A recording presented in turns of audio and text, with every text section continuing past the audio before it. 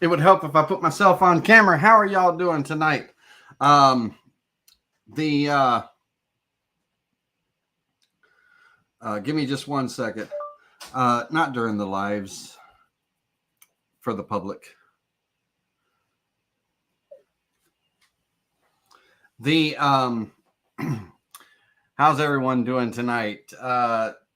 Tonight is kind of a special night. We are not normally live on Thursday evenings, but with the Easter holiday coming up, I wanted to do kind of a special live video.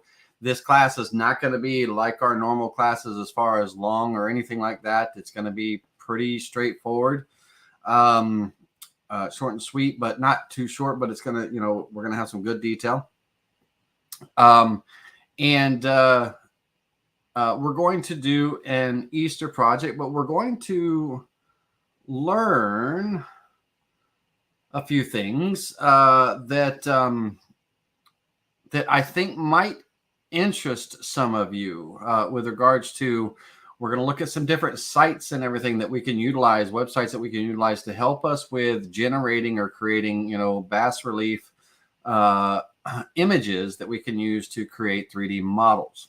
Now, what I am doing tonight is going to be an Aspire kind of function, working with bas reliefs and all images and turning those into models.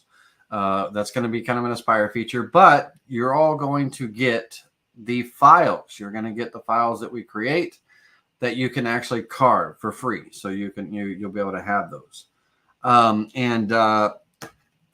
For the lady or gentleman that asked about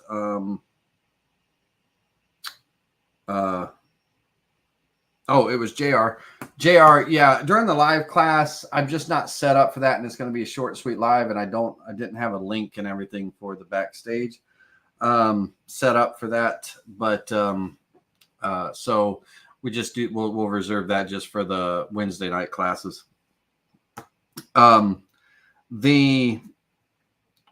We are I really think tonight's class, I think it's going to interest you, or at least pique your interest, as far as we're going to include a little bit of AI, right, and everything. And you're going to have to forgive me. I've been busting butt all day today, and I have not eaten breakfast, lunch, or dinner, so you might see me sneak a fry every once in a while, because I don't want to die on screen. Okay, I don't want to starve to death. Look how skinny I'm getting. I'm already wasting away to nothing. All right, let's get started let's get started, and let's talk about what we are doing. Let's switch over to my computer screen.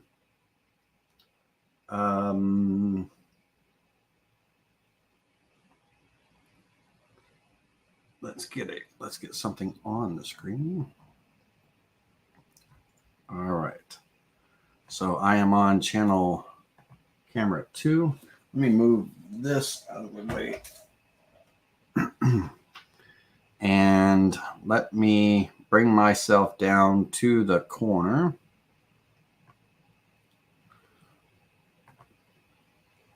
All right.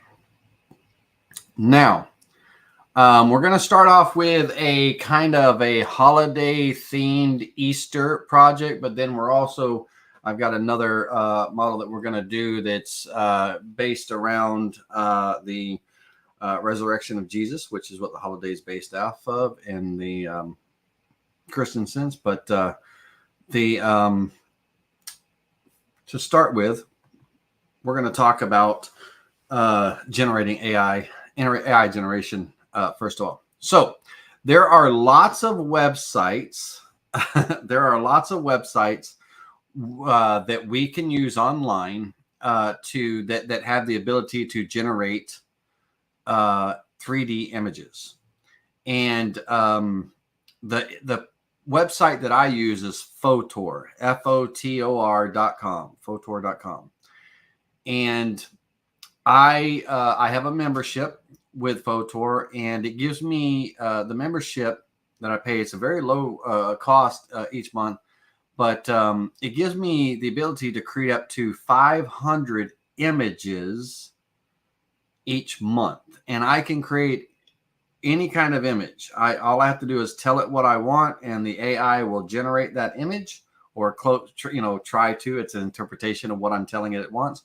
Or I can use my own custom images, and I can have the images regenerated from another image, which I don't do too often, unless I'm doing an image of myself or someone's likeness or something like that. What I want to show you on the screen is a series of photos from a description that I've created and everything to pull up, different types of bas relief that we're going to use in these programs. And we're going to generate our own from scratch here in just a minute using Photor. And then I'm going to take you, there was a gentleman online by the name of, I want to get it right, Ryan Lockhart, that talked about or taught a very quick tutorial on creating an image using AI and using some of these same sites to generate a high resolution images, and then bring it into Aspire to create. And so I want to thank Ryan. If he ever sees one of my videos or whatever, I want to thank Ryan for his tutorial. It's always been a great tutorial. His resources, I love the sites that he provided and everything. They have done well for me over the last months and everything. I'd like to pass that information on to you. So here's what we're going to do. We're going to go in and create a description. Let me come in here, and we're going to be working with bas reliefs off of the resurrection of Jesus, but not right now. So we can, those will go away in just a minute. What I'd like to do in the meantime, over here on the far left, I'd like to type in a description. So I'm going to type in BAS-RELIEF, bas relief. Now we want to use terms like that: bas relief, stone, carving, or something that has depth and definition to it, right? Those terms. And bas relief is one of the most popular terms. It's the only one that I use, but there's others that can be used to create these similar type images, these relief type images. Stone carvings or etched this, or you can use the different terms. I like the term bas relief. Bas is probably pronounced bas relief. I call it bas, but bas relief. BAS-RELIF and IEF, and this is going to be what most 3D models are generated from, or what they create when you're buying STLs and this and that. You might even see them referred to as bas reliefs and everything. So that's the term that we're going to use. And then so I'm going to say bas relief of a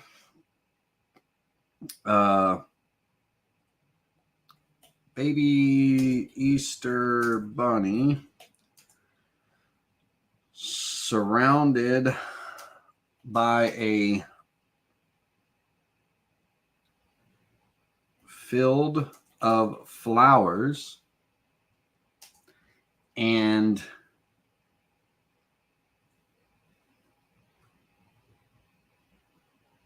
the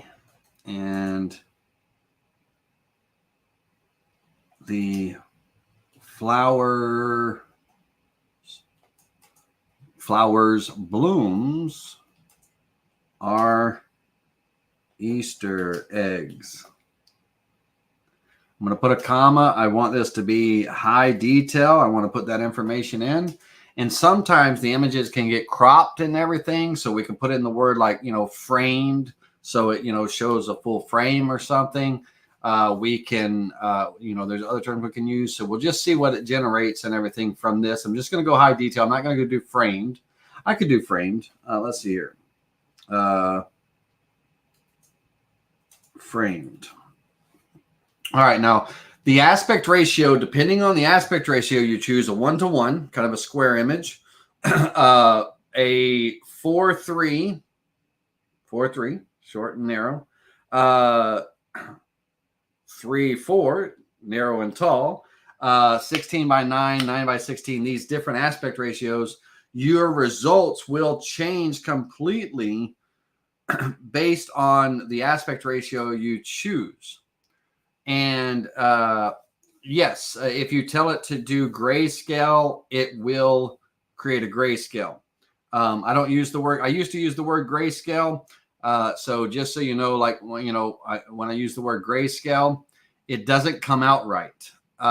Because of the whites and the darks and everything, Aspire interprets it a little bit differently and stuff. And so, I use the term grayscale often, right? And so I stopped using the word grayscale, and I started using the word bas relief, and I started getting more better results where I get better detail when I import the images in. So that's a great question, Brooks. But yes, you can just type in the word grayscale, and it will come up. So I'm going to do a 1:1 aspect ratio, kind of a square image, and I'm going to have it generate 2 images at a time for me. So I'm going to click on generate, and let's see what it comes up based on my description. Right now, I could, like if I was doing an image of someone's likeness or myself, I could upload an image to this and then have it create cartoon type versions of that image or things like that. But I can also tell it what I want. So here we go. So there is I like the one on the right here. So a baby Easter bunny surrounded by a field of flowers where the Easter eggs are the blooms, right? So that's going to be our result, and we're going to use that image. Okay. So framed. So it has a frame on there and everything. So that's going to be the image that we'll use. I'm going to download that. And the other one is just a different interpretation, right? Of, it's giving me 2 choices, right? 2 choices to choose from. We can also, I don't see any Easter eggs in that one, so I will leave that one out for right now. Now, let me give you an idea of the power of your words and stuff like that and everything, right? Use your words, right? So with this software, I'm going to just watch this, okay? So I'm going to say a Coke. Oh, let me type on the right computer here. Bear with me a second. A Coke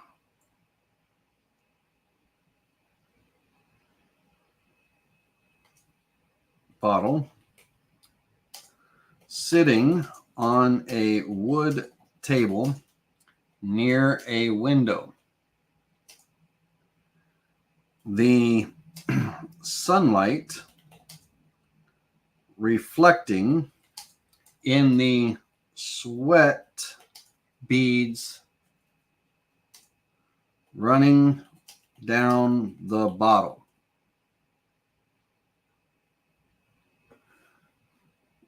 The sunlight coming through the window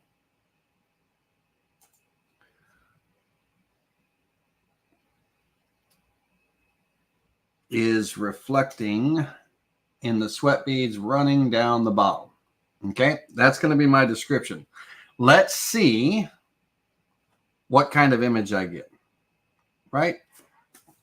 So the more descriptive you are, the better the results and everything. And in this case, when we're doing these, when we're creating these type of images for the 3D aspect or for carving possibilities, bas relief or stone carving, or, some type of relief, right? We need some type of relief.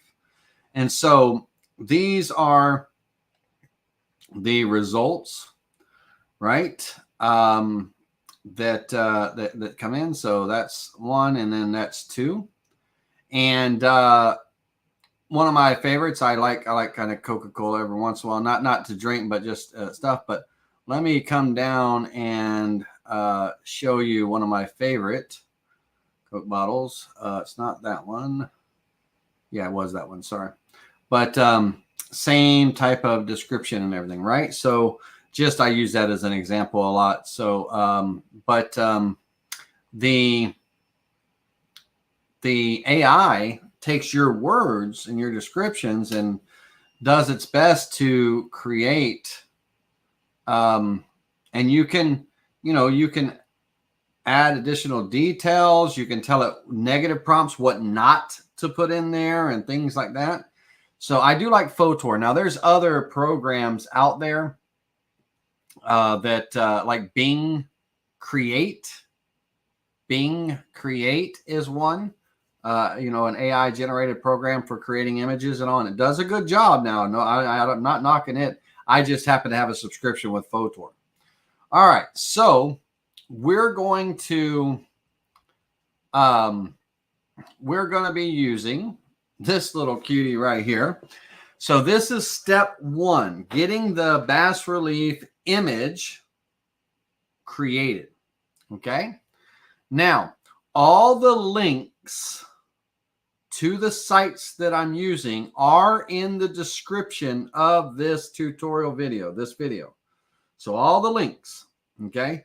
All you have to do is just follow the instruction and everything to the best of my ability of telling you what to do, because I'm not like the expert on it and everything. AI is relatively new, but you should be able to just click on the links and then just do what I do, and everything should come out just peachy, right? All right, give me just 1 second. Starving to death, ladies and gentlemen. Okay, so don't talk with your mouth full. All right, this is the image we used. I've already downloaded it. So now the next site that I will use is remove.bg.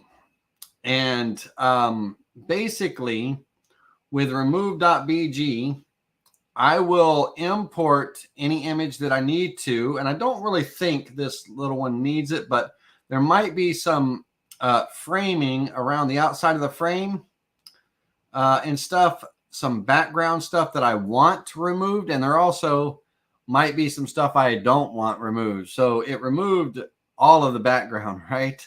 So I was hoping for it to just remove the outside edge. So I'm going to skip the remove background. Okay, we're going to skip the remove background on this. So I won't do that one. Okay. So then since I'm not going to do the remove background on this because I didn't want it to remove all that, I could go back and restore what I want it to keep and touch up what I don't. Let me see here real quick. I'm going to click on restore, and I'm just going to fill in this area.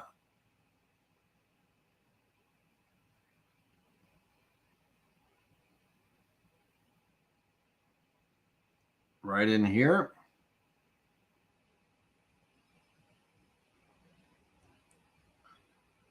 Okay, and have it put in that background in. And then I'm going to go back to erase. And I'm going to narrow that brush down to its smallest size and see.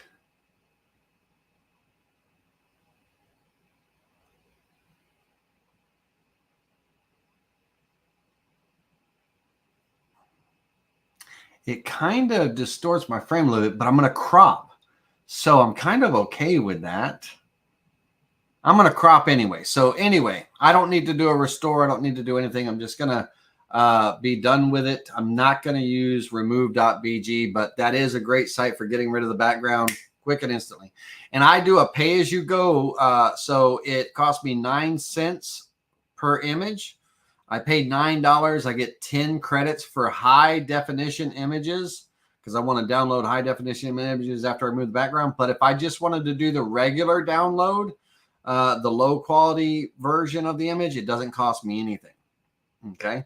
But I pay as you go. I pay $9. I get 10 credits and I can do 10 images at a time whenever I need it and everything. So I'm going to leave that alone. I'm not going to do the remove.bg. So the next site I want to take my image into is Upscales with an S, upscales.ai. And what this does is it takes your high definition image and it brings out more of the detail. It really pumps it up. You know, it takes it to, you know, higher resolution and everything. And we really want this feature for what we're going to do in Aspire with these images and all.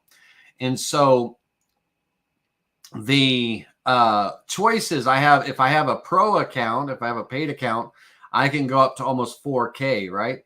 But I just use the free, and you can, you know, there's a certain limit, you know, that it'll allow you to do, and then after a while it'll make you take a break and stuff. But I'll just do the 2 times, which is free. I do not have an upgraded or a pro account or anything like that with upscales.ai. I just use the free properties of it, the free version and stuff. So what I'm going to do is I'm going to refresh this screen and I'm going to click on upload image. And I'm going to take our little bunny rabbit here. And it's enhancing the image right now. It does. Yeah, embosses. It just higher resolution. So I wish I could zoom. Let me see here. I might be able to zoom my screen in. Oops. What it does is it takes our, you know, current image and it brings out more of the detail. So over here, the fur's not as pronounced, and we have a little fur in the ear area. Let me get to the ear area right here. We have fur in the ear area and on the face versus, you know, on the left side where we didn't have anything. On the right side, we do have that detail and stuff in the fur. And then in the plants and things and all, it just brings out that relief. So I'm going to download this. And on that download, I'm going to go into my files and let me pull that back over here. In that downloads and everything, I'm going to rename this so I know what it is. And I'm going to just call this Baby Easter. And I'm going to put the word up for upscale. So up, it's important. So I know it's the upscale version. Okay. And that is going to be the image that I'm going to use in the upcoming steps. Okay. Now, with this image, I'm going to be importing this image into Aspire later.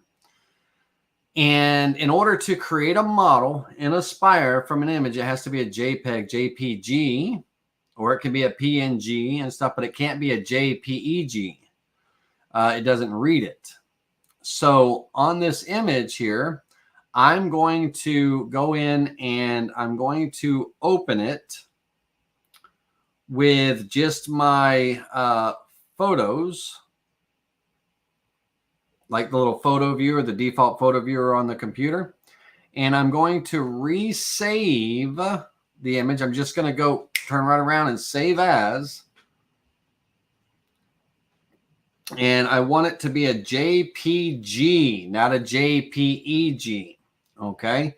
So I'm just going to keep the same name, but it's going to be JPG. That's important. It's important. It's an important step.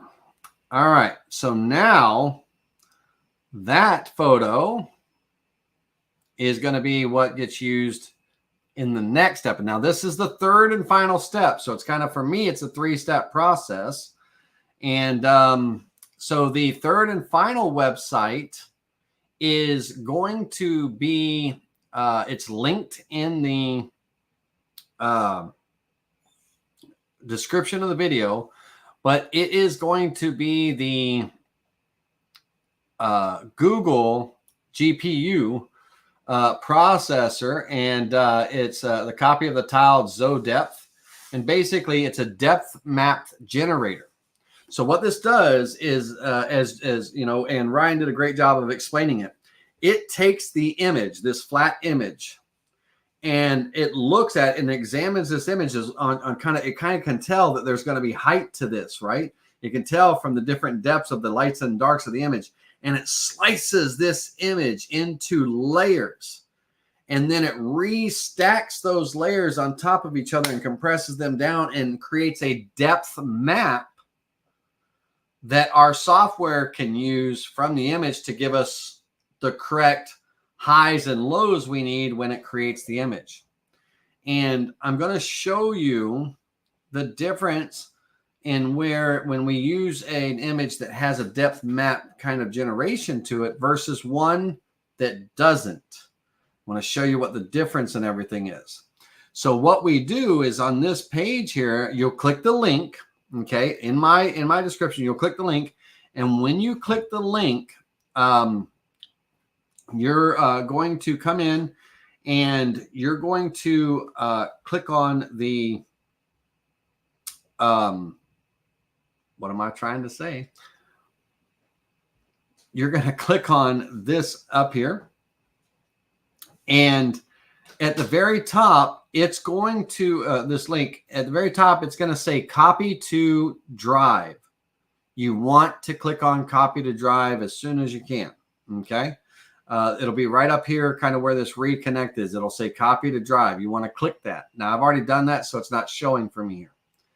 Now, when you connect, you want to connect to their T4 GPU, their server, Google's G4 TPU.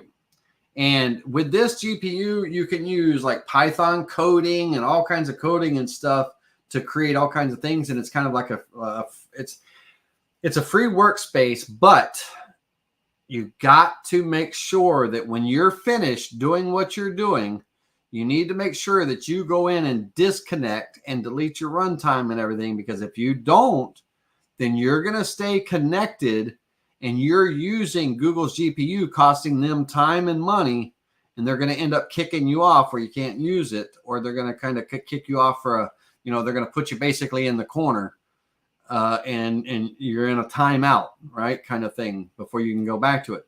So do the right thing. When you're done doing what we're about to do, this step, when you're done and you get your photo and all that stuff, disconnect. Come to this little arrow up here, come down and click on disconnect and delete runtime. Okay. Now, when you connect, if I click on runtime here and I come down to change runtime type, by default, we are in this T4 GPU. That's what we want. That is what we want. If we are in any other type of selection here, make sure that you go to the T4 GPU. That's the one you want. By default, it should go to that. Okay. When we connect, this is what it should look like over here. We should have, you know, a kind of a green check mark, T4, and it should show our kind of RAM and disk space that we're utilizing. Okay. Now, down here is where we're going to hit, the next step is hitting F9, Control F9, not just F9, Control F9. So I'm going to do that right now. So I'm going to go F9, and then it'll allow me to upload an image. So I'm going to click choose file, and I want to choose my file that my little baby bunny that has the up, right? And it could be either one of the two, you know, the one that I changed the name to, you know, JPG. I'm going to actually use the one that was the JPEG in this because it's the one that came out of the AI, no renaming at all. Just because I'm superstitious. I'm like, if I change the name to JPG, like, does that change anything, you know, as far as the detail that Upscale AI gave me, which it doesn't. I know it doesn't, but still, I'm not going to tempt fate. So I'm going to download, or I'm going to import the one that says JPEG. So that's the one I'm going to open. Now, this process takes a moment. It could take a long time. It could take a short time, but it takes whatever time it needs. Right now, the upload is 100% done. And what's happening is it is going through all of these images, and it's going through all of their programs that tear this image apart. And it is slicing this image into levels and layers, whatever you want to call it, levels. And it's going to stack these levels, and it's going to rebuild them and flatten them back together in an image, but it's going to have depth. It's going to be a depth map it's going to create or generate within this image that our software can read when we import it in. Okay, so that's the important thing. So George real quick asks, will running the saved upscale image through Upscale again improve the quality image even more? That's a great question. I've never needed to do that, and I've never done that, so I don't know, but I'm sure it probably would. We could give it a try. We could give it a try. So let me open up another tab.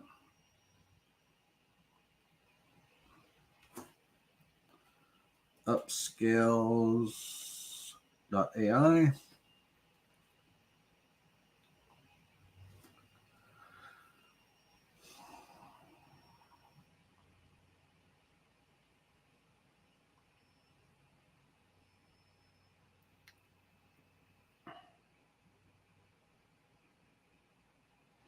It's enhancing our image. Please stand by. While it's doing that, I can eat. And so I can see in the fur and everything, it does bring in some more detail, but it's really hard to tell.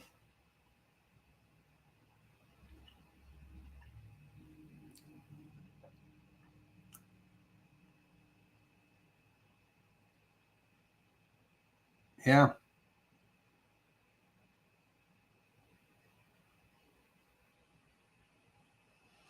Yeah. If I was comparing apples to apples, it's two halves of an image, right? If I was comparing apples to apples, I'd be able to tell better, but I've never really needed to do it, but I'm sure it does. I'm sure it does. Yeah. All right. So we don't need that. Now we're going to let that finish. And while that finishes, we're going to go through the process. I have one other image that I want to do. I want to kind of run through this process as well that we can work with. And so I'm going to go back to Photor. And the image that I would like to use is going to be this image. And I've already downloaded it. I've already saved it. And so let's go to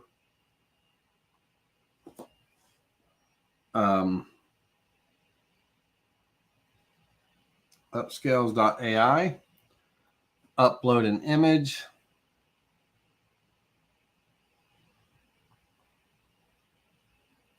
Enhance this. I want to do a he has risen sign model type thing too. Kind of a combination of the two.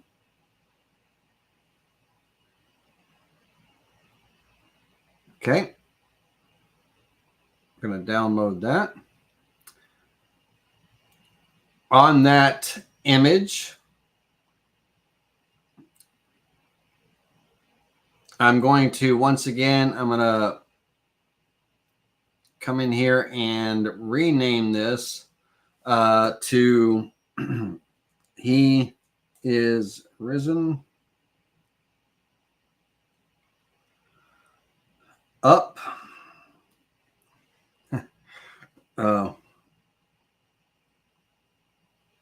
And then I'm going to open it with photos. Open with.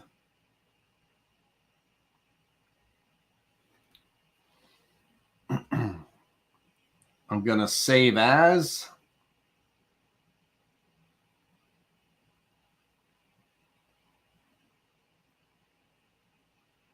And JPG. Save. All right. So that step is done. The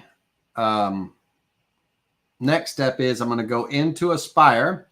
And I just want to kind of show you the process while we're waiting for those images. We're going to do it, again and everything, but I'm going to delete this image, delete this model, and we're going to do this image, but we're also going to do the new one that we're generating right now. But here in the job setup, I have held the shift key down when I click create a new file because I want to be in a very high resolution. I don't need to be in the maximum, at this point, but at least the extremely high, the 8 million points resolution. Sorry, guys and girls.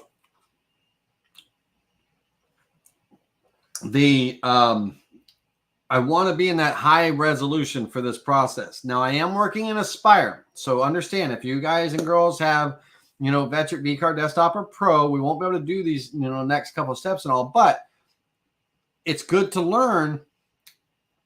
And you're going to get the files that we create. I'm going to give them to you as a digital download, STL models that you can import and carve, so you'll learn how to create the toolpaths and stuff. So I have this job set up as a single-sided job, 24 inches by 24 inches by 1 inch.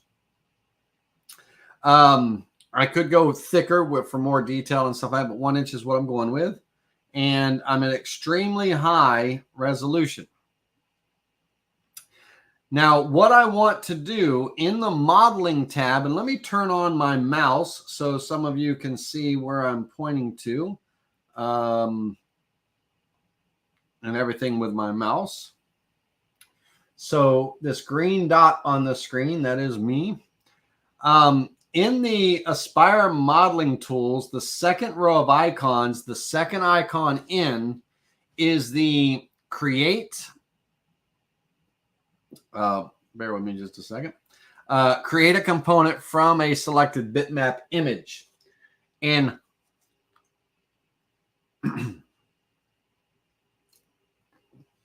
that is what we're doing. We're going to be importing an image, and we're creating a component, a model component, not the composite model, but a component from that. Now, I'm just going to start off with importing the, let me find my bunny here. Where's my bunny at?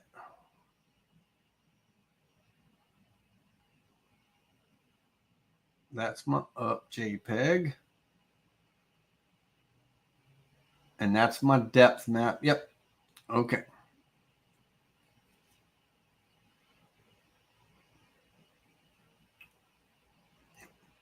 I need my depth map first. The depth map that gets created by that Google GPU. That's the one we want to import first. Okay. Now, when this imports, it's going to import huge, right? It's big. It's a big file. And my project's only 24 inches by 24 inches. Okay.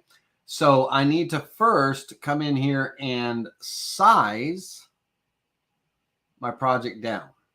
So in this instance, since my project board is 24 by 24, I'm going to go just 23.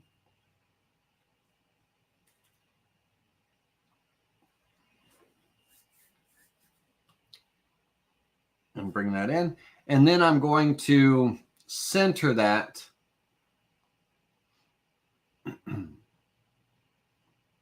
onto the material.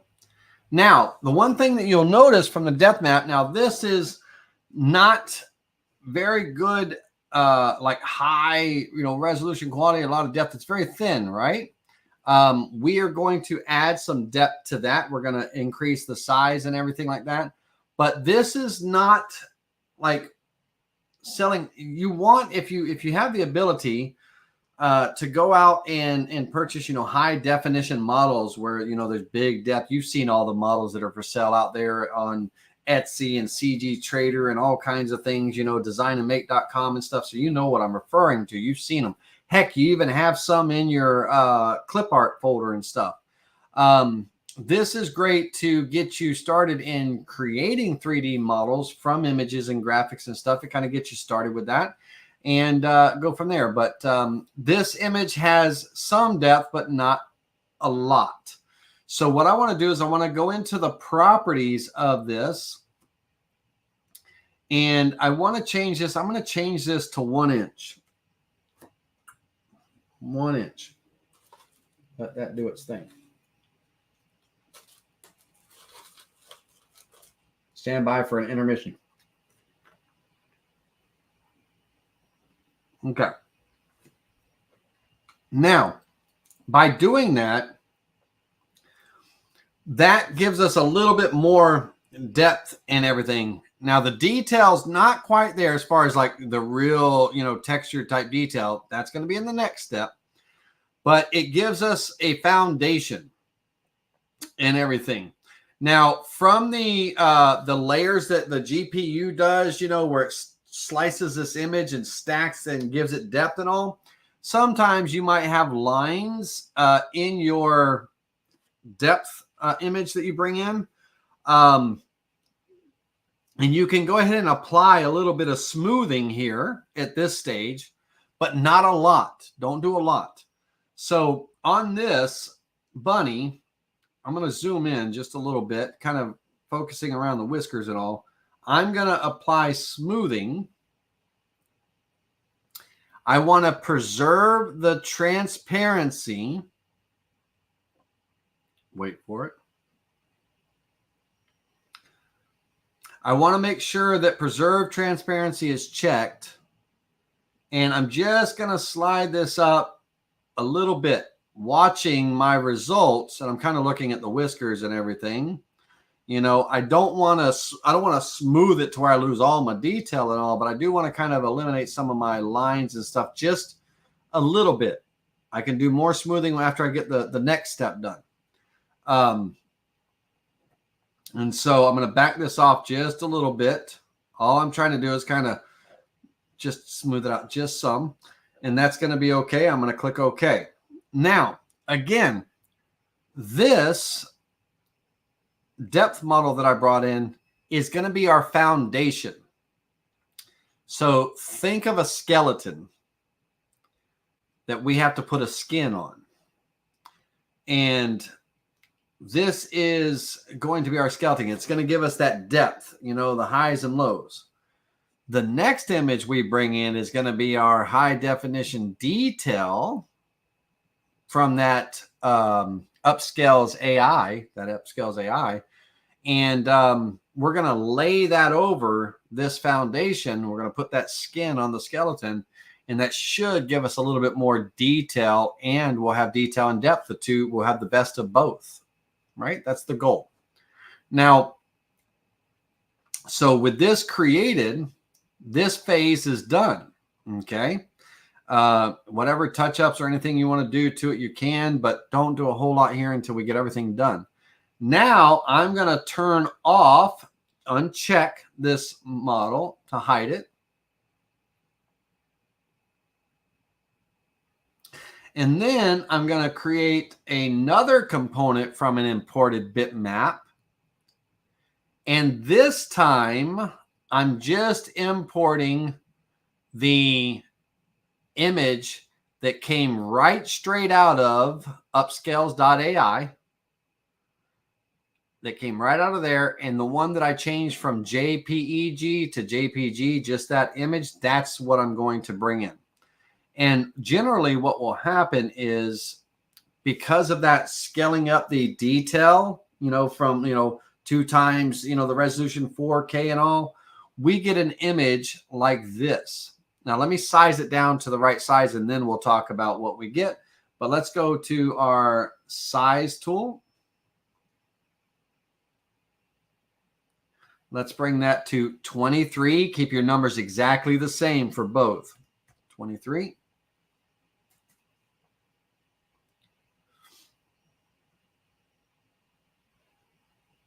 Hey, Dave Pingle, thanks for popping in. We're going to center onto the material. Okay. Now, this is the image that came out of the Upscales.ai, the one where George asked if we run the image through Upscales AI a second time, does it bring it up even more? That site. And what we, don't move your image. Be careful when you're with your mouse and stuff like me. I put my mouse right over my work area and I tried to move up. I should have been on the outside of my work area. I want to, move around and stuff and everything. I didn't want to move the model. So here we have the detail, but it's not a detail that we would carve because it's very fragile. It can break very easily, and it doesn't look very good. Okay. And so, but this gives us our detail. Now, what we have to do with this detail is we need to make it a skin, which means we actually have to flatten it out. Now, we're going to come into our properties tool, and in the shape height here, you can play with whatever number, play with your numbers, but Ryan, when he taught the steps and everything, his magic number for him was 0.06. So just a fraction under a 1/16 of an inch. And that always works for him. It gives him kind of what he needs and stuff. But it's that number doesn't have to be set in stone. You can set to whatever you want. I'm going to go just a little bit higher. So I'm going to go 0.08 on my shape height. Too many decimals there. And what this is going to do, it's going to flatten it out, right? What it's going to do, it's going to take all those high peaks and everything. And it may not look like there's any detail there, but there is, especially when it gets draped over the model that's underneath.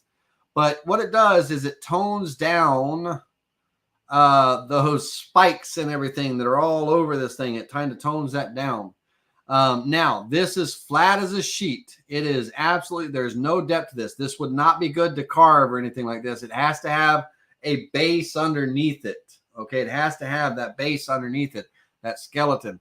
But this is our step. So for me, I like the 0.08 over the 0.06. But again, it's numbers. You can play with it as much as you want.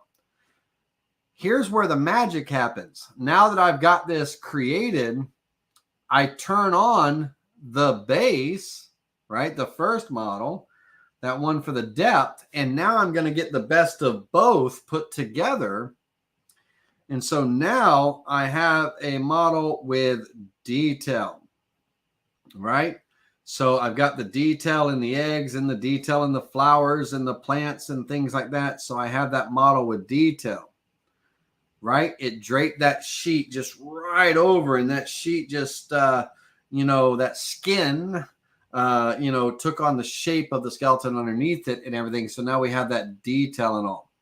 And so that's the steps to creating this relief from an image, right? So now here is where I would come in and apply some smoothing, you know, to try to smooth out some of this stuff, some of the stuff that might be a little rough or something. Not too rough, not too smooth, but I'm going to go in and apply some smoothing. Hey, Sylvia, thanks for the thumbs up. Hey, Dave, thanks for checking in from Milwaukee. I'm just sitting over here eating cold French fries because I ran out. It was 7:15, and I was like, man, I got to eat or I'm going to pass out on camera. And it was 7:15. We started at 7:30. McDonald's or Burger King is right across the street. I jumped in the car, ran over there, made my order. They were quick about it, which was great. I came back, and when I got back, it was 7:28, right? So I had 2 minutes to get the camera or the computer booted up, all that stuff to, you know, get started, right? So you ought to seen in that 2 minutes, the burger that came with the fries was gone. It was gone. It's probably unhealthy to eat like that, but it's unhealthy to eat Burger King anyway. But I usually eat healthy, but I didn't have time to cook anything. So now I'm just eating cold fries. But so in here again, I want to preserve the transparency, and what that means, just so you know, what preserve the transparency means. If I have that unchecked, and I'm smoothing this model, if the smoothing requires like material to be added to round over the edges or smooth out the edges and things like that, then it will add that material, and it will add the material where it needs to. Okay.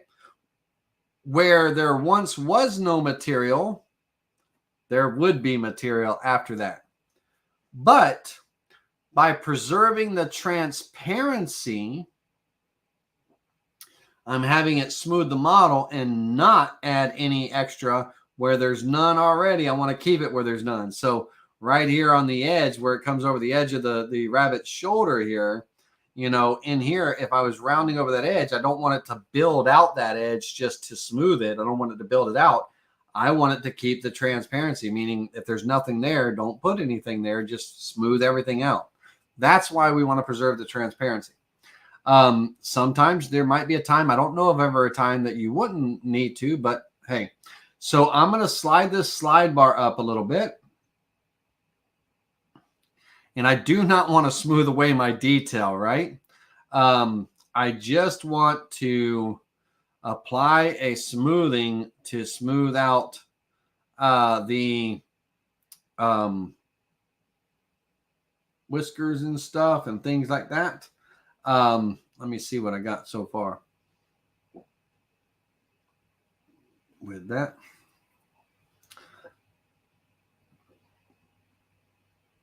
That's okay. I'm at 18% on the smoothing. I kind of 15 to 20. That's about it for me. So 18, I'm going to just leave it at that. And that's going to be our bas relief model. So now from here, we would come in and create our toolpaths. If I didn't want to add a frame to this or anything, I can add so much more stuff. Thanks for the burger and fries, Roger. But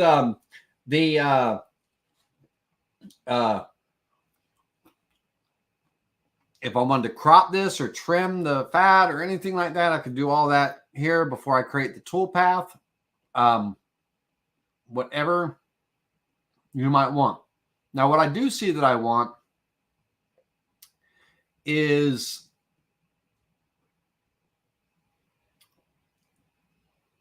I have a little bit of a curl coming here on the edges where it kind of curls up. So what I'm going to do is I'm going to keep it that way, but I'm going to go ahead and build up the rest of this meat here. And I'm going to do that by creating a rectangle around the perimeter of my board. Remember, my model is 23 inches. My board was 24, right? And I'm also going to offset that rectangle inward. I'm going to go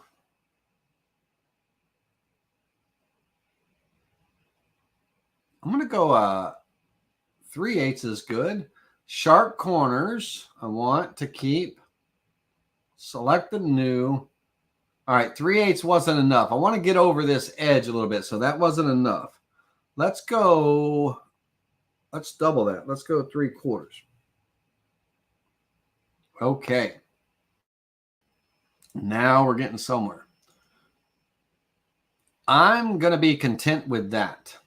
So let's split the view and let's see what we're doing here. Let's get over to one of our edges right here so you can kind of see what I'm doing. I am going to go into the Create Shape tool with these two vectors selected. And my model right about here is sitting at about 0.5745. So I'm going to go into the modeling tools, create a shape, and I'm going to create a flat shape. And I'm going to go 0.6. 0.6. Let's be proper. 0.6. I'm going to merge that in with the model. And I'm going to click Apply.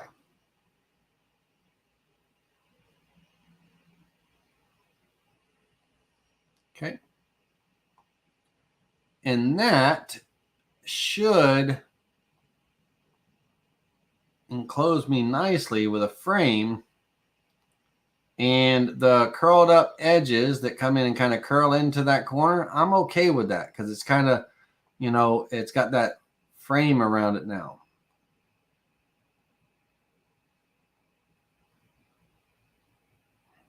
All right. Now, I'm actually going to make it a frame. Let's go my material is 1 inch thick. I'll leave all that meat to be on the back, but let's go 0.75. I'm going to bring that out just a little bit and click Apply.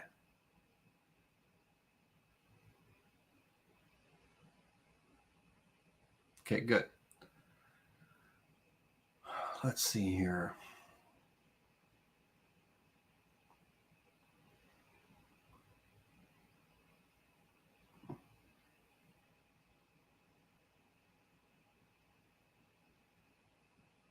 That's great. I want it to stick out a little bit. I want it to have kind of that where it's in your face kind of thing. All right, I'm happy with that. So that gives me a frame. Okay. So now we're going to check in on our other project here in just a second over at the GPU, see how it did. And then we'll be working on that one in just a second. So now I am ready to go into my material setup. My model is just over the 1 inch mark, 1.06 by a 1/16 of an inch. All right, no problem. I'm going to take the smooth model here, and let me turn off the square component for a minute. I want to see if I can shave some of that 1/16 of an inch off the back instead of the front.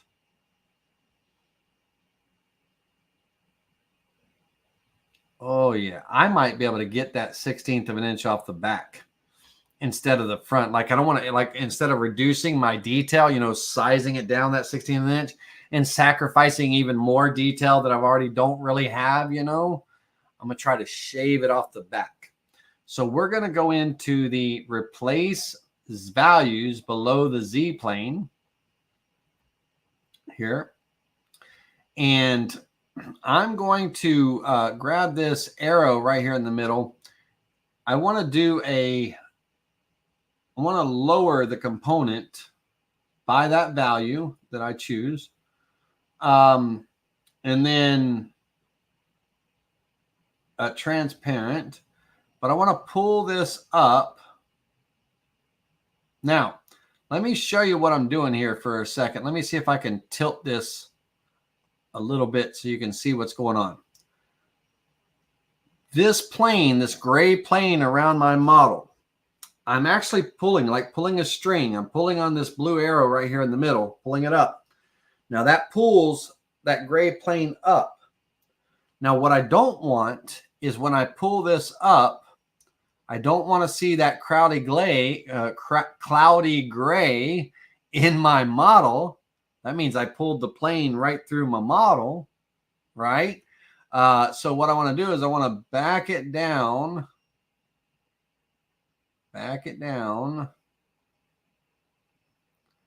just to where I pull it up a little bit, and I'm not seeing it through here. So not really going to get a whole lot out of that. That's only going to give me about 10,000ths of an inch, right? So, but hey, that's 10,000ths of an inch. It's not a whole lot. So I do have to kind of drop down. So I got that from 0.106 to 0.105. So, hey, it is what it is. But if I would have had more base meat on the back, I could have shaved it off right off the back with that, right? So that's one way that we can reduce the height of our model without actually squishing the model down. You know, if I have a 1-inch model and I need to fit it to a 3/4 inch, when I reduce the Z height, I'm basically kind of just squishing it, right? And I lose all the detail. If I can shave it off the back, I'd prefer to shave it off the back, but I only had 10,000ths of an inch to shave. So let's close out of that tool. It was close. It was okay. And let's go into the properties. And I need to go ahead and resize this down. And I'm going to go my I'm not going to go right at 1 inch. I'm going to go just under 1 inch because I want to be able to see. All right. You have a flat board at the top, right? Your board is flat. Now, if my model is exactly the same thickness as my board, there's no give, right? If it's 1 inch and 1 inch, well, when my model is starting to get carved, all the high spots and all, there's a possibility I could end up with a flat spot, right? I could end up with a flat spot in the nose or one of the important curves or something, or whatever, one of the eggs or something like that, right? So if I bring myself down, I'm going to go 0.98. If I bring myself down just a few thousandths of an inch under, well, now that gives me that few thousandths of an inch that I can mill away before the model starts getting carved. And it eliminates the potential of flat spots in my model, right? And no, I'm not concerned about the board warping and all, because I'm going to turn the frame back on here, which is going to give me my structure, JR. But if I were, then I could just go, I could go with a 1.5 inch board, 1 1/4, what have you. But I'm going to have the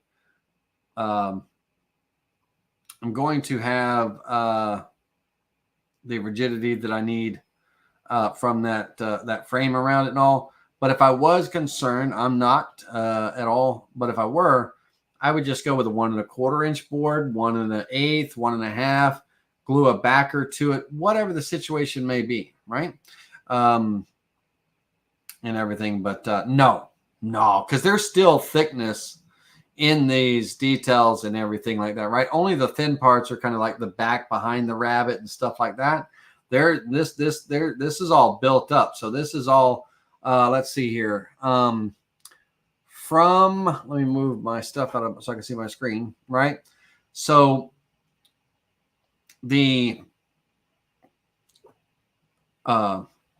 from the bottom up, I am on that 1 inch piece of material.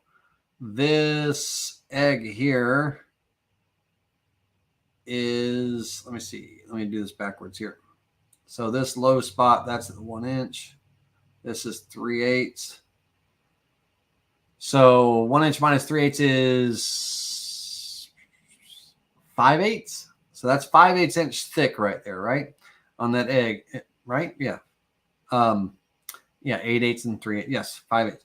So I have meat here, right? It's only the thin parts are here, you know, and stuff like that. So no, I'm not worried about it working. All right. Now that I've got my material model set up here, and I've got the skin of meat that I want to mill off the top here so I don't get any flat spots. We're going to create a 3D rough cut. I'm using a 1/4 inch end mill. I'm going to use the entire material as the boundary because it's as thick as it is. Or if I wanted to, I could just use this inside vector, right? Since this is flat, there's no need for my bit to run over the flat area. But it has to, because my rabbit is actually taller than the frame. The nose of the rabbit is actually higher than the frame. So I got to use the whole material. I got to mill the whole material because it's all got to get milled away because my rabbit is just poking right up above that frame, right? All right, so material is the boundary. I'll leave a 40,000th of an inch allowance, Z-level raster, and I will calculate that rough cut. Now, while that calculates, give me just a second here.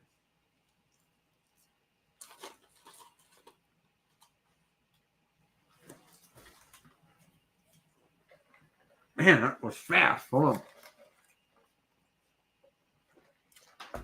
Okay. So this rough cut is going to just hog away, you know, all that excess waste material, right? Cool beans. 3D finish cut, next toolpath. Rinse and repeat, rough finish, right? So I'm going to use on this, I got some detail, right? I got little fur and stuff like that. So an 1/8 of an inch bit for me is out the door. I'm not going to use it. I'm not even going to use it to do like an 1/8 inch and then follow back and do the detail with the 16th and all, because all that's going to do is that's actually going to, sometimes it keeps me at a small runtime. Sometimes it increases my runtime, right? So it's a shorter runtime for me to just use my 16th inch end mill. Now, if I want to get, if the 16th of an inch leaves tool marks after when I preview this and stuff, then I'll go down to a 32nd if I have to, and I'll use a 16th and a 32nd. But right now, in this detail, an 1/8 of an inch is out for me. So 16th of an inch tapered ball nose. Model is the boundary, or material. Material is the boundary. No boundary offset. A raster cut, and I'm going to go with the grain. My grain is going to kind of probably be running.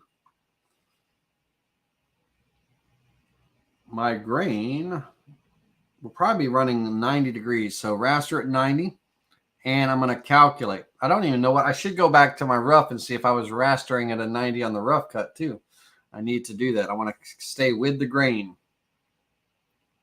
Okay. Now, while that's calculating, let's pop back over to our Google GPU because I don't want them yelling at me. Let's close that. I don't want to get put in restriction. Hold on a second.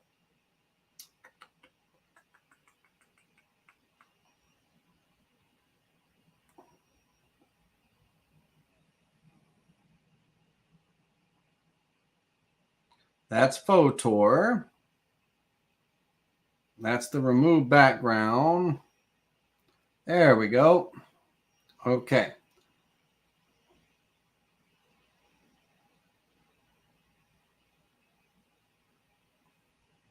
All right. So now here are my two images. This one is the original low resolution result. This one is the new high resolution result. This is the one that I want, okay, on this image. So I'm going to save this image.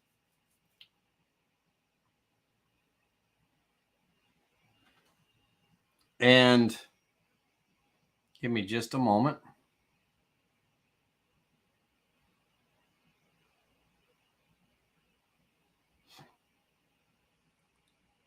Give me just a quick second. Oh, I'm not saving the image that way. I'm a goofball. It automatically downloaded the image for me when it was completed. Okay, so we have the baby Easter up depth.png that it created. It automatically did that for me when I created. So now what I'm going to do is I'm going to go right back into here and I'm going to go Control F9.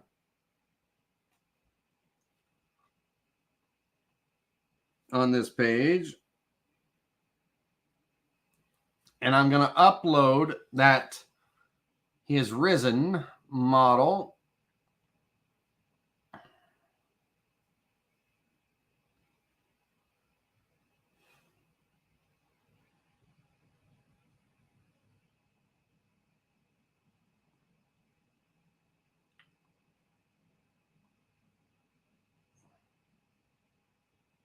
Make sure it gets 100% uploaded.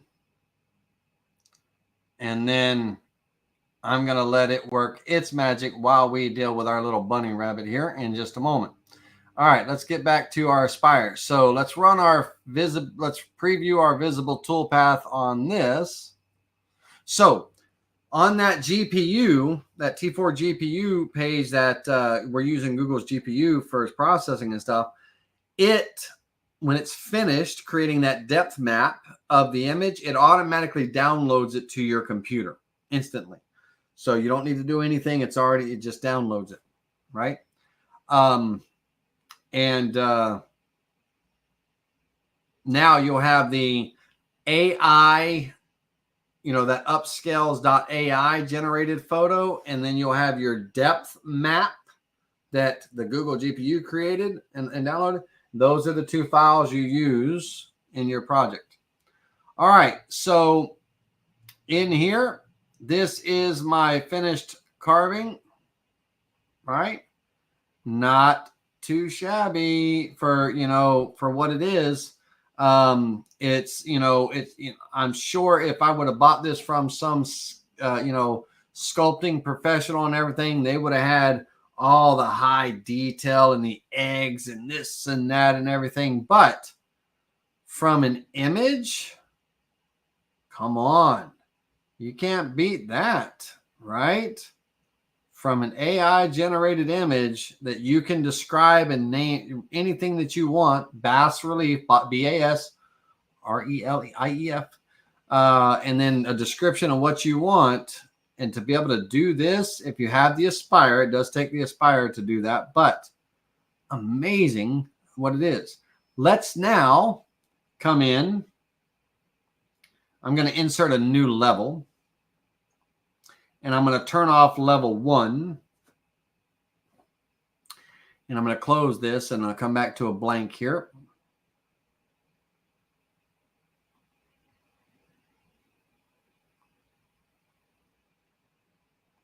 And let's bring in our little bunny.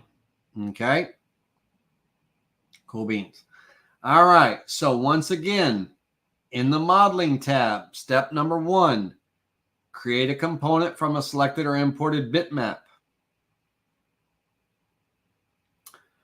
For our little baby bunny, we have the baby Easter up. That's the one that came from the upscales.ai. And then we have the one that has the new word depth added to it. This is the one that came from that GPU. It automatically put the word depth at the end. All right, so that's the one we want to import first. The depth map is what gives us that skeleton and all that, height and everything, highs and lows. So we're going to import that first.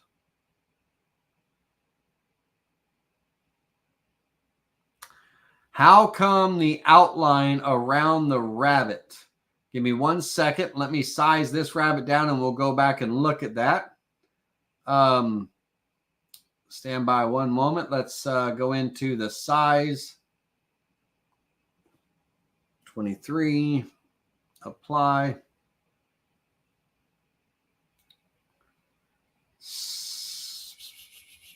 Align to the center of the material. Okay, now let's go and let's turn this off just for a second so I can turn the original back on. And The outline around the model is to create depth. It's the shadow area and everything. So that's what makes that rabbit look like it's standing out and all. So you have that outline around the rabbit, giving it that relief. It's kind of the center point and all. So that's what that is. You know, so it just kind of brings out that area. Now, if you want to try to go in with your sculpting tools and smooth that out or anything, which I wouldn't, but if you did, you could, but that's what it is. So it's depth. So the rabbit, you know, that area around the rabbit, that silhouette around the rabbit is, you know, sunk in, and the rabbit sitting on top, and it's what gives it that depth. Okay. And then, yes. No, I did not close that, John Thompson, because I'm running another photo through it. You can just continue to kind of run photo through it. So I'm still utilizing them. All right. So it's done. Now that it's done, so the process has ended. Processing ended.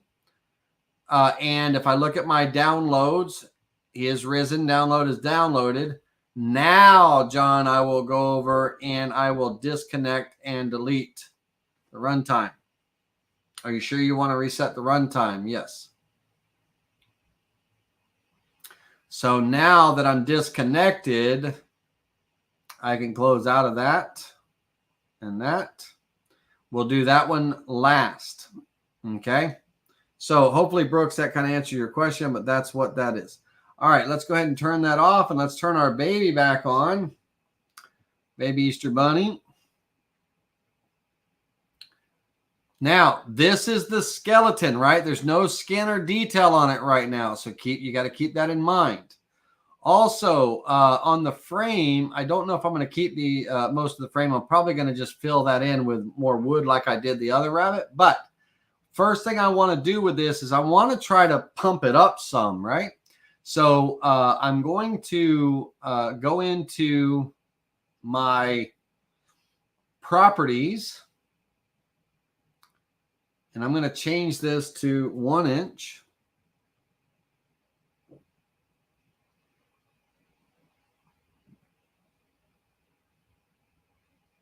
Okay. And so that's going to bring out my depth and stuff. Still not the detail, just the depth. It's going to kind of like filling it with air. Okay. And then once that's done, if I want to apply some smoothing or anything, now it's a little bit, not a lot if I want to, but I will. I'm going to do it just because of the whisker area and stuff like that. And I'm not going to change any of this till after the fact, but we'll go into the smoothing tool.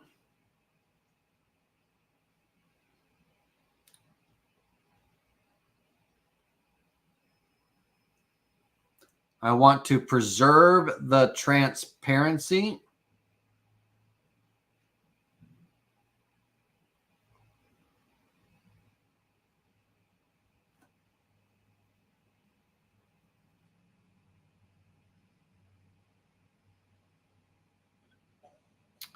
Let me see. Did I miss a question? Oh, I got you. And I'm just going to turn that up a little bit, and I'm going to look and see what my results do.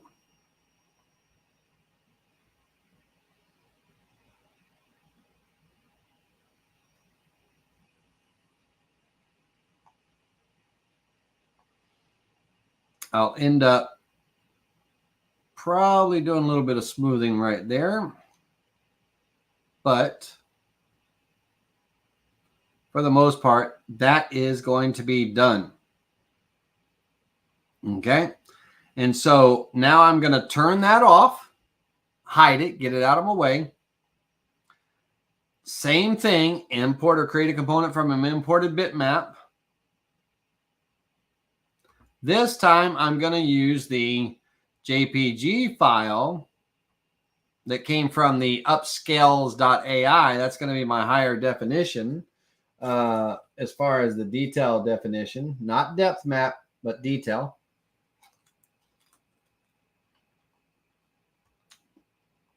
Size, keep that size the same. For me, it's 23.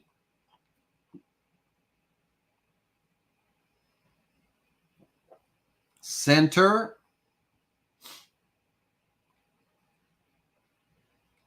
Now, this image from Upscales.ai, like when we look at this, if I look at this from the side, like these flowers and all, these are just, these are just spikes, right? They don't carve. They would just break off and be fragile and everything like that. That's why we don't carve this. That's why we do what we do and everything, you know, on this. And like those whiskers and everything, they're just little thin, fragile spikes and everything, very pixelated right now. But they are, while the detail is very highly detailed and everything, it's not ideal for carving and stuff. So what we're going to do is we're going to come in and go to the properties. And for me, I start off with 0.08.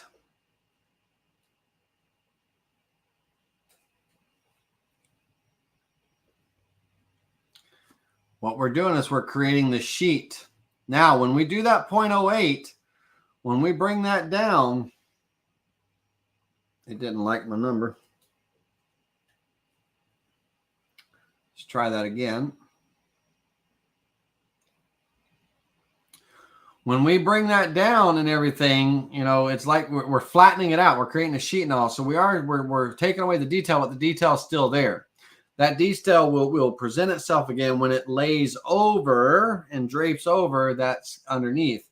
Now, we can, what we can do is we can turn on that bottom model, the bottom base. And again, we'll get the best of both worlds there, right? So now we have the depth and the detail. And if we need to, we could play with this number. Like, for instance, let's say if I went an 1/8 of an inch, what would that look like, or what would that do if I added that 1/8 of an inch to that skin, right? And what it, you know, I don't see a whole lot. Let me go back to 0.08 and when I'm scaled out so I can see. So let's watch. It's going to be these eggs down here that are going to be the difference. Yeah.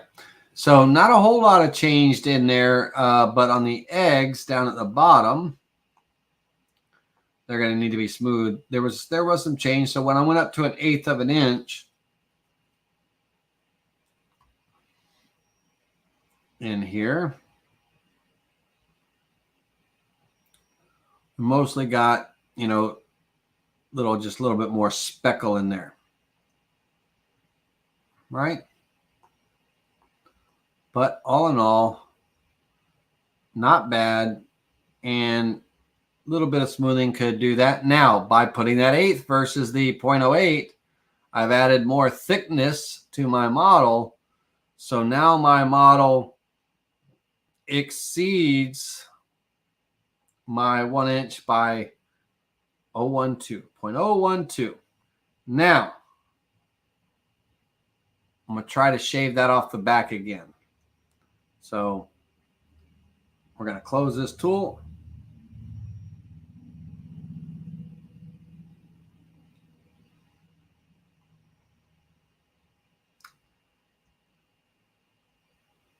We're going to take and replace below the zero plane. We're going to go transparent, lower the component by that much. I'm going to pull this up. All right, so I don't have a whole lot.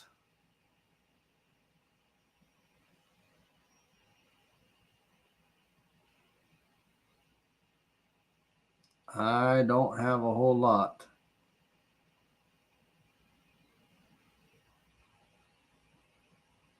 I was only 10 thousandths, right? I can type that number in.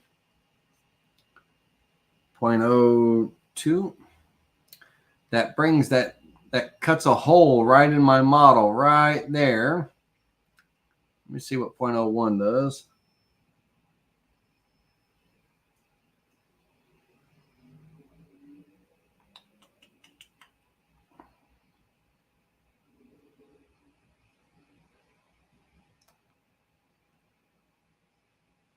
Yeah, I'm right at, yeah.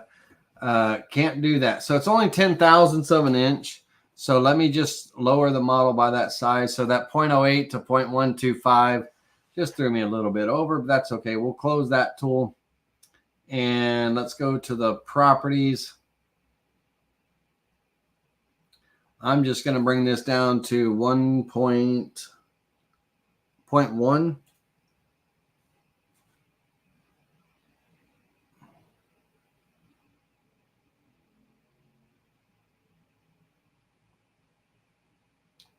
And then that should bring me within half, 1,000ths of an inch. All right, let me do some smoothing before I finish off that. So we're going to go ahead and smooth this out. I'm going to do the final smoothing on the whole component. Then I'll shave off that 1,000ths of an inch. I'll make it 0.98 again on my model size.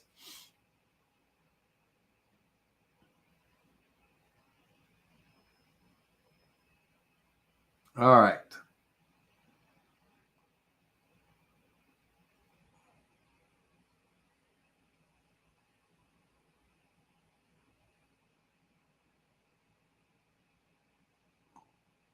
Okay, I'm good with that. Let's click. Oh, I am not good with that. Hold on a minute. Make sure that preserve transparency is checked.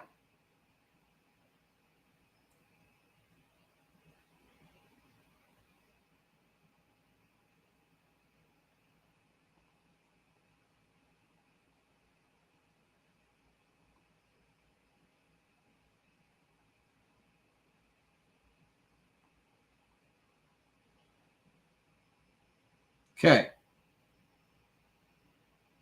Good there. All right, we're going to click OK.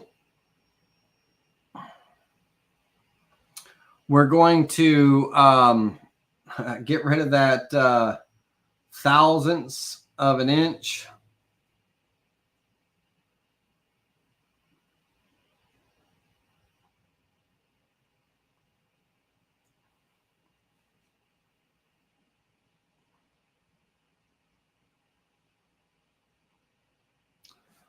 .9915.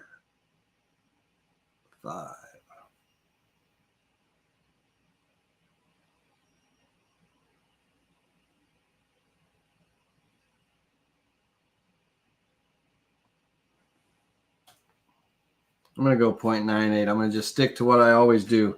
Trying to be fancy, but I can't. Not fancy, but trying something different. I'm going to go 0.98. Okay. All right. Got that extra skin up there. I can mill that away now at 10 thousandths of an inch. Now, on the frame,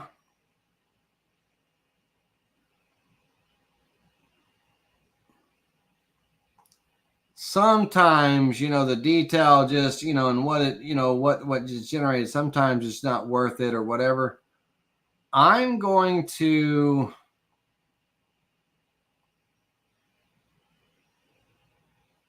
why not? I'm going to keep it. Here, there's a little bit of a dip right there. I want to take that really quickly. Let me see if I can go to the sculpting tool and see if I can fix that a little bit. All right, I do not want to bake. I don't want to bake my component. So I am going to, from the visible model, I'm going to create a new component from the visible model. I'm making a brand new model from the visible model. I'm going to turn off the original.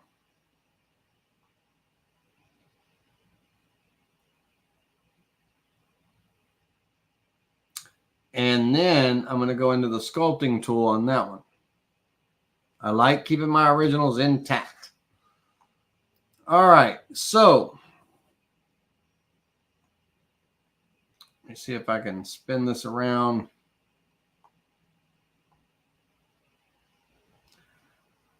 Let's see if I add a little bit of material, or let me smooth it first and see what I get.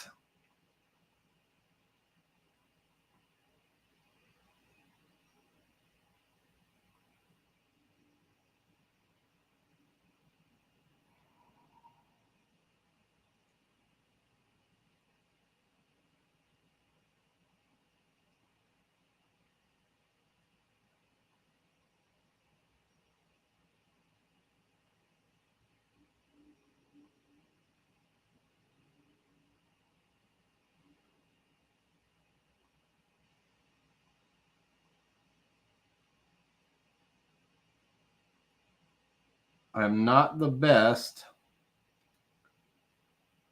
when it comes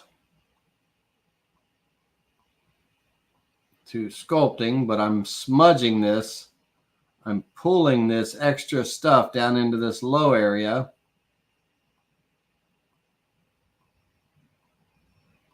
Kind of pulling that extra meat into there. And then I'll take and smooth that out.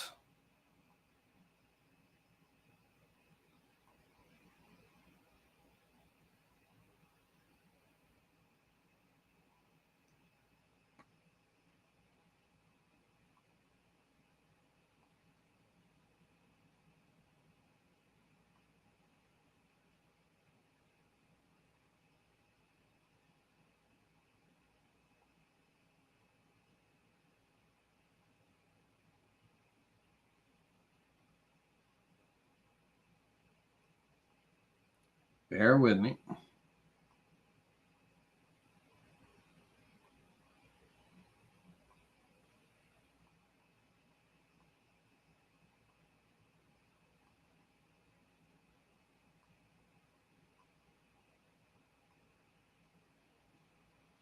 I'm going to deposit a little bit of material.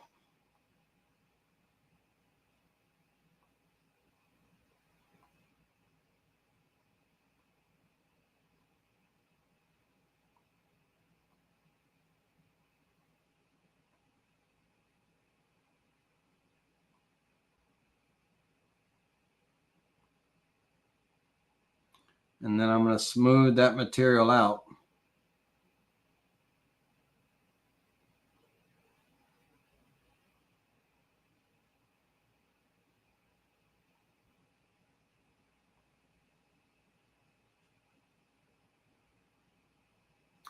Still got a high spot.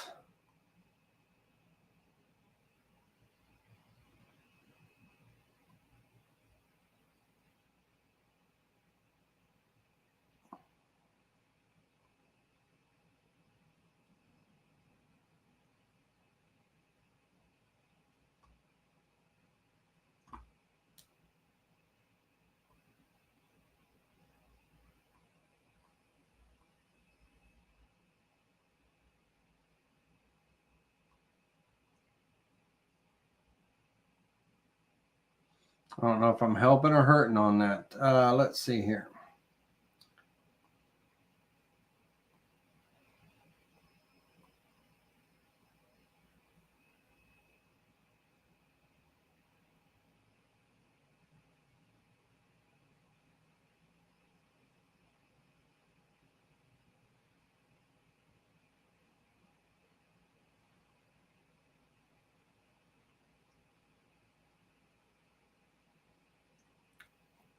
Now, one thing that I could have tried,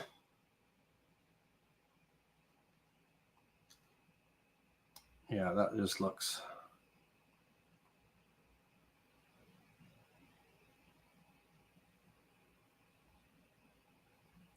One thing that I could have tried was I could have tried to include a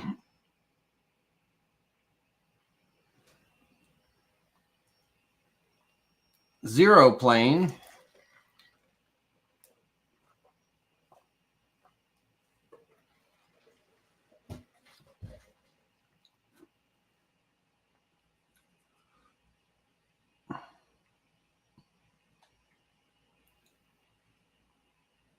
And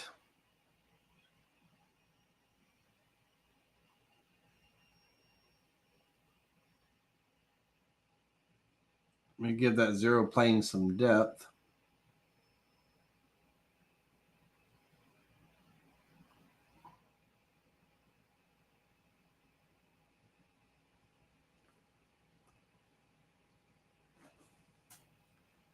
Let's see what I can do. What I'm trying to do is I might be able to bring in the zero plane a little bit up.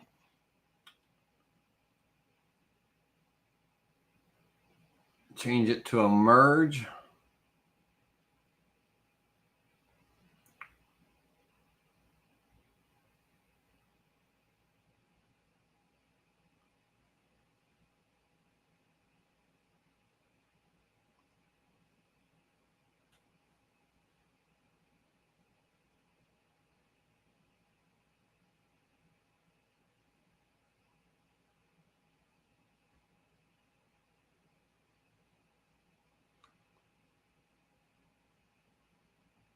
I don't want to swallow my stuff too much. Let me see here, 0.28.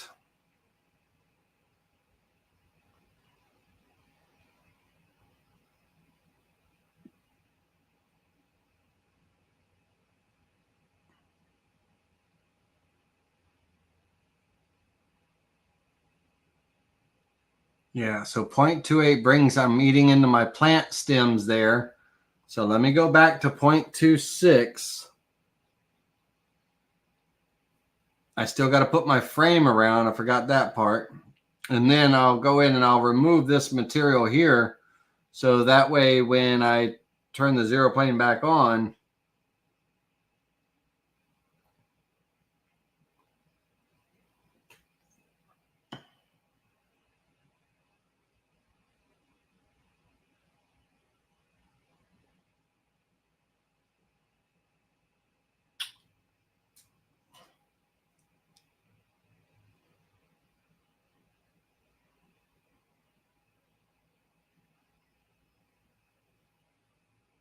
okay. So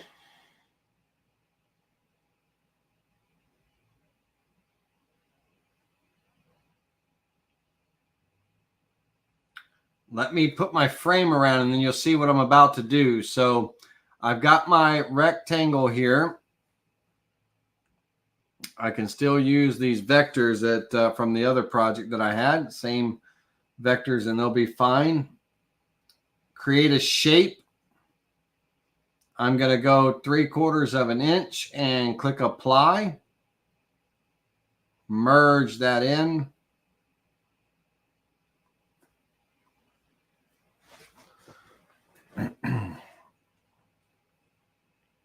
Almost done here.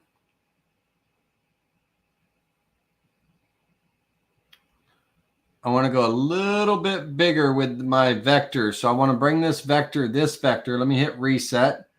This vector, I want to come in just a little bit more.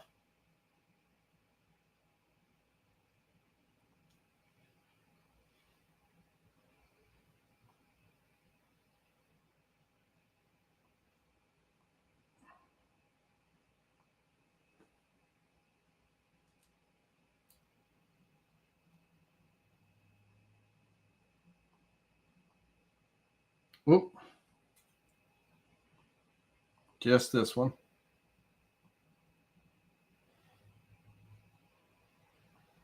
Okay.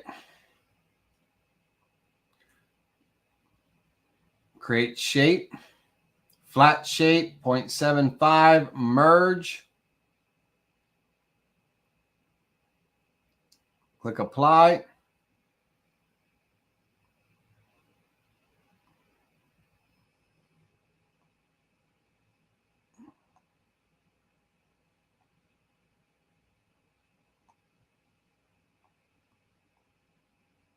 Okay. Now, you see these parts that are sticking up above my frame and everything right here? They're kind of curling up and stuff. Well, what I'm going to do now is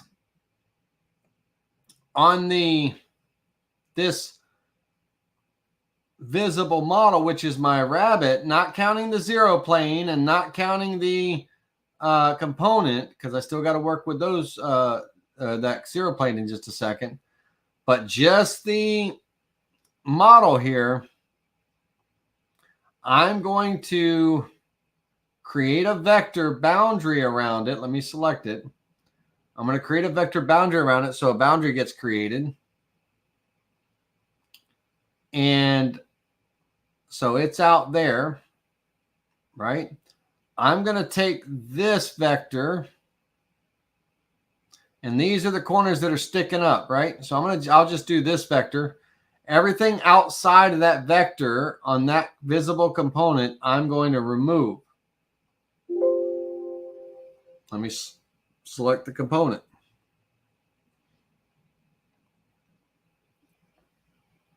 Actually, I need to go in a little bit more. I just saw that when I clicked on the, let me click here. I need to come in a little bit more. Let me offset that in just a little bit further.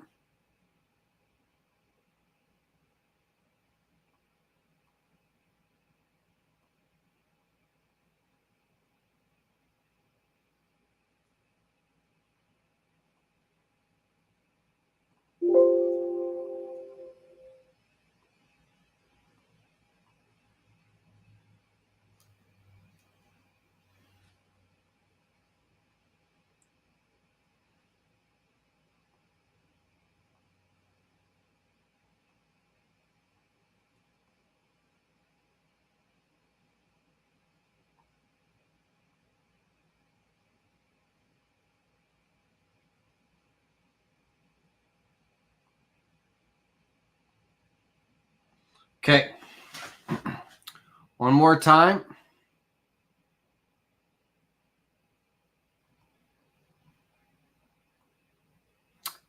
I moved my model a little bit. All right, let's go in and select this vector and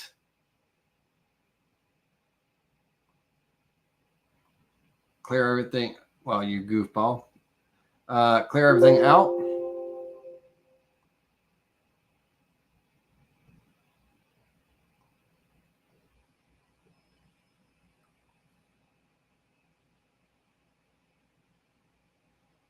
Okay. Now I'm going to take that vector and I'm going to offset it inward just 20 thousandths of an inch, 0.02, too many decimal points.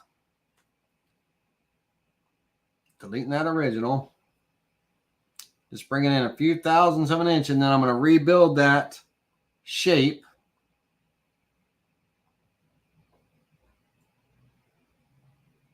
Merge it in there. Click apply.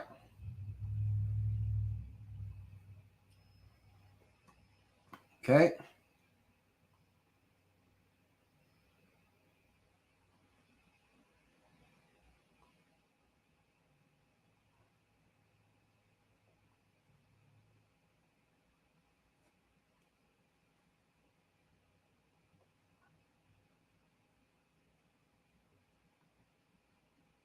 I'll fix this in just a moment. All right, last thing I'm going to do with this is I'm going to go into the sculpting tool. No, that's a lie. I'm not going to go with the sculpting tool. I'm going to come over here.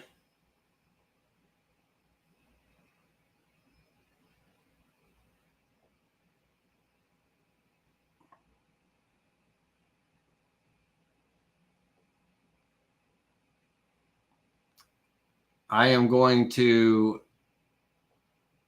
freehand draw.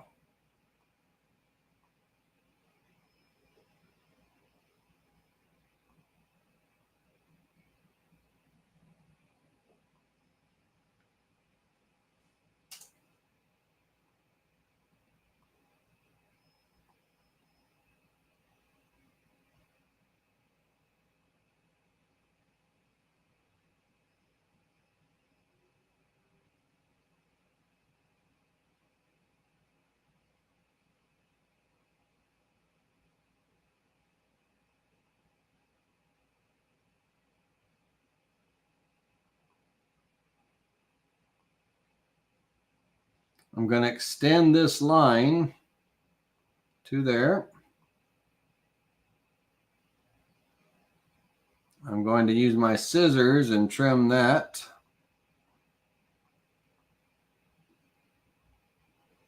I'm going to select this component. Hopefully this works. I'm going to select this component. I'm going to select this vector right here.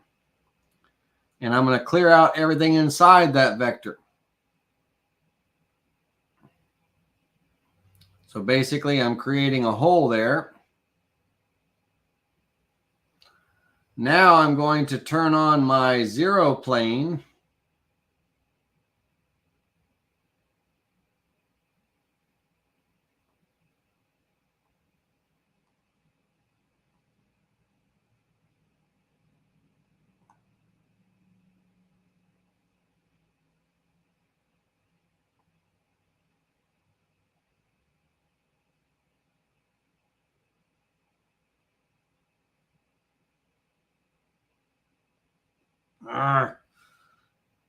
I could fiddle with this all night. Let's see here.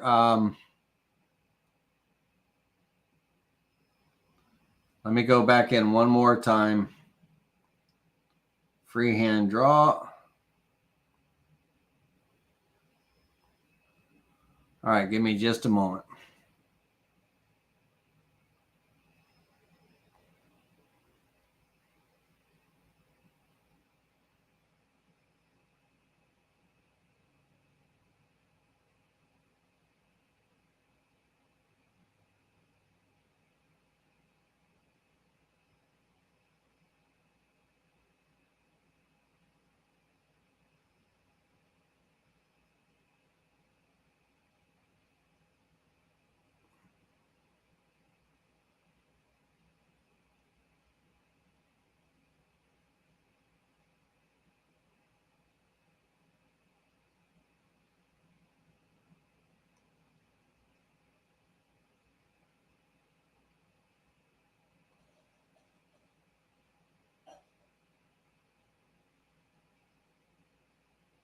I have sculpting tools that I can smooth everything out.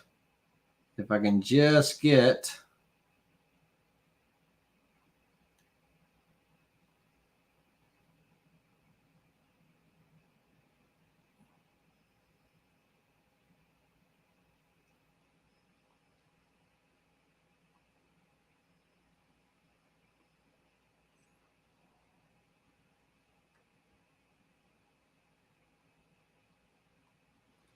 okay. Now, I'm going to delete that vector. I'm going to take node editing, and I'm going to pull this up to there.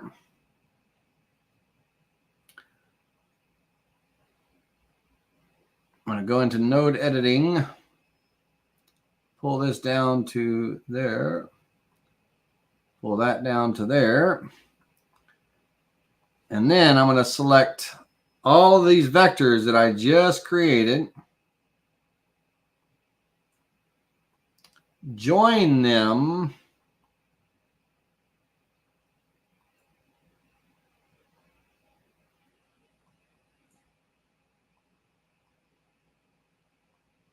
into one closed vector. Let's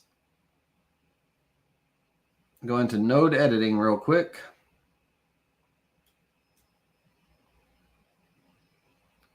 All right, let's try. I don't know how well this is going to do, but let's select the vector. Let's select the component and clear everything inside of that vector away. Let's go to that component and go to our sculpting tool.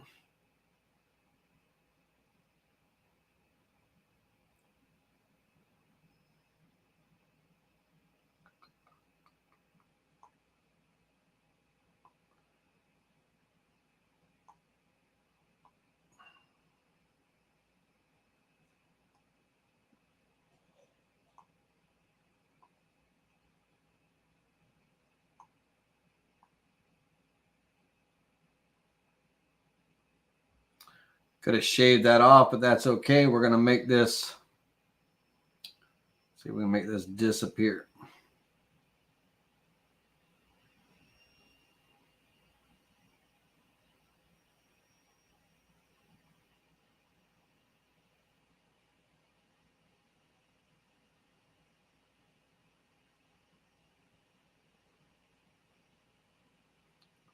undo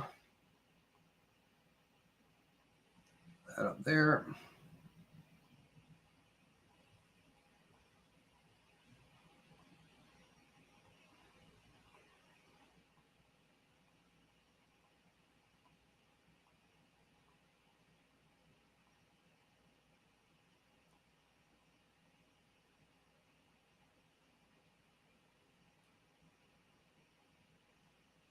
Once I try to get this somewhat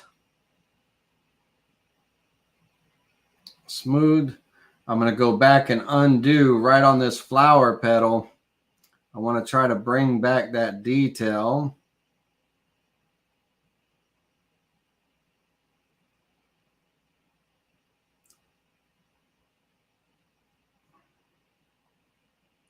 Unfortunately, there's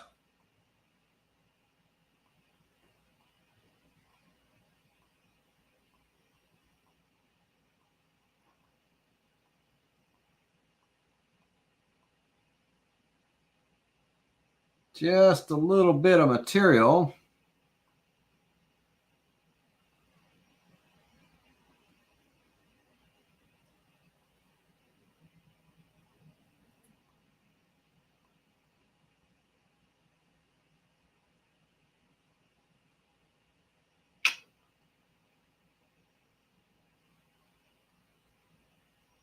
Not going to get that one. Okay, let's hold down the alternate key. Let's zoom out.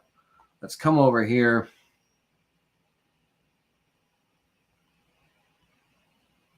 Let's bring this.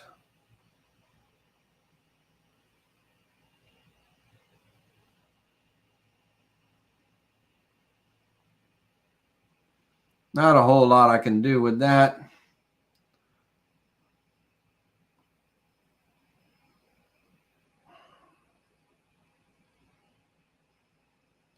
Once I bring that down some,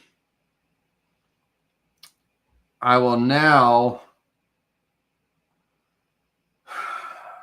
you know, it's no big, I can't really do a whole lot with it. But what I can do with it is I can come in and try to just slightly bring up the zero plane.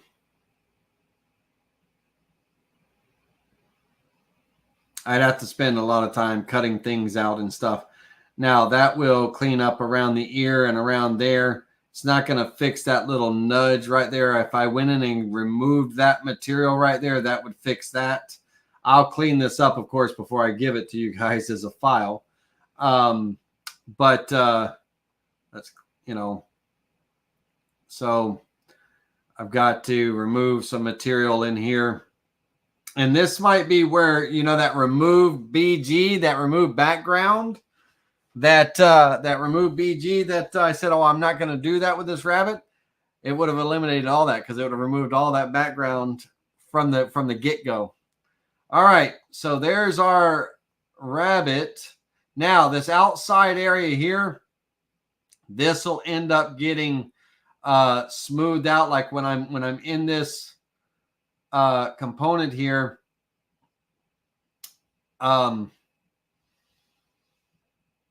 will end up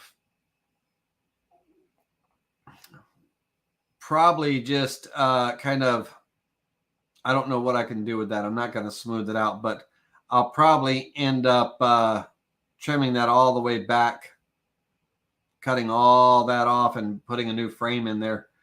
But the things you got to deal with when you're dealing with, you know, creating your own models. It's doable, it's cleanable, it's you just got to work with it, right? So I'll work with this and I'll have it all fine-tuned and everything. You'll be like, oh, damn, Laney did a good job on that when you see it. All right, so that is the model number 2. Now, let's end this because it's 9:30. This is it. I wanted this to be a short class, but that's what I get. Let's hit File, Save.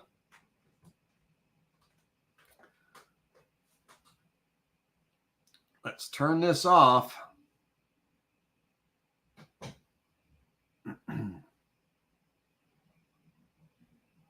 going to do one more very quickly. Same steps, rinse and repeat. I just want you to see the kind of how repetitive it is. It's saving the file right now, so bear with it. And while that does that, bear with me a second. Oh yeah, and French fries are like ice.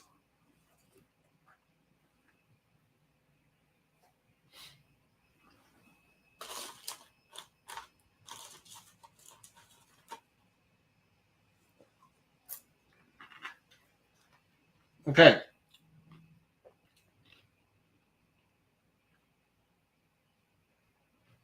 Let's insert a new level. For those of you just joining me, I'm eating on the go, so please forgive me. Okay. With that new level highlighted, let's import last image. It's a cloud in the sky, John Thompson said. That is true. All right, so Alexa, stop. He is risen. Now this one I want to be a little bit, I got to change my board size a little bit. I actually want to put the words, the text in. He is risen. But let me bring this in.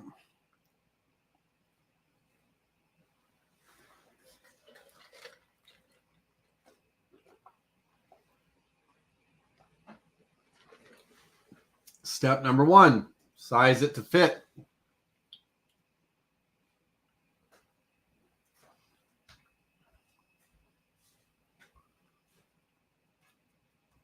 Step number 2, center it.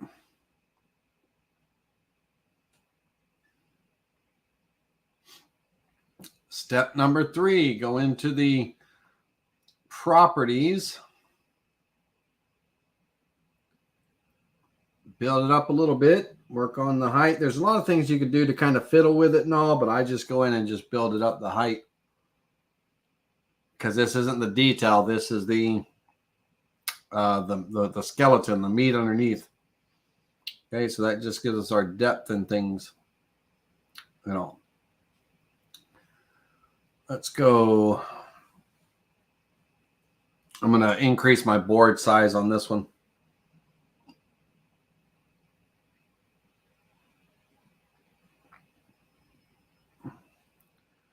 I'm going to add a new sheet.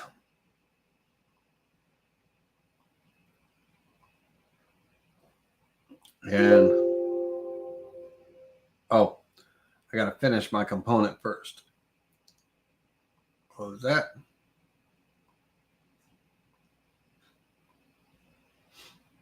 It won't open one tool when there's a modeling tool open or another tool open. All right, let's go to, I'm going to go,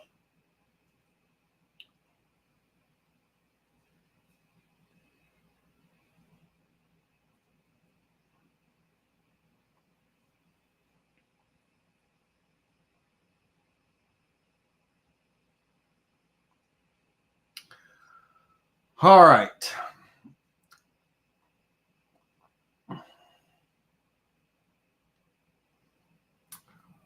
I'm going to take this one and I am going to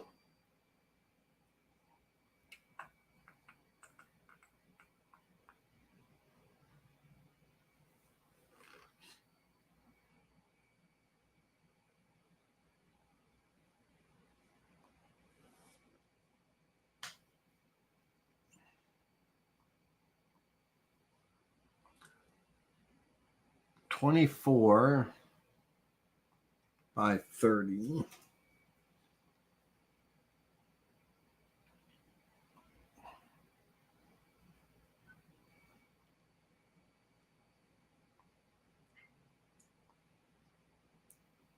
I'm re-importing that. It's the depth map. Changing the height once it comes in. We're going to scale it to size. I'm still keeping it to 23. So the size is going to be 23. Still keeping it square. I'm going to center it on the material for right now.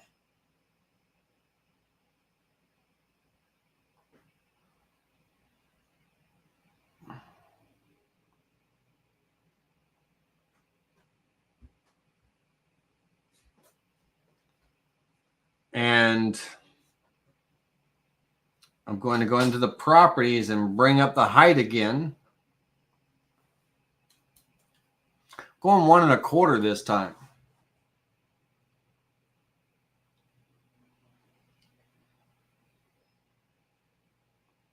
Now I'm actually going to trim this before when I'm done, I'll trim it. I want to cut off this top right here and the bottom. I'll trim a little bit off the sides too, but I want to actually trim that up. Let's go ahead and turn that off. That's all done for right now. I'm not going to apply smoothing. I'll just apply smoothing on the next step. But if I feel that it needs some smoothing, I can always just click on that component and smooth it. But let's go back here. Now this one is going to be the He Is Risen Up JPG file.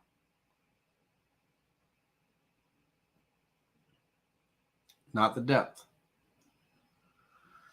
This is going to be sized.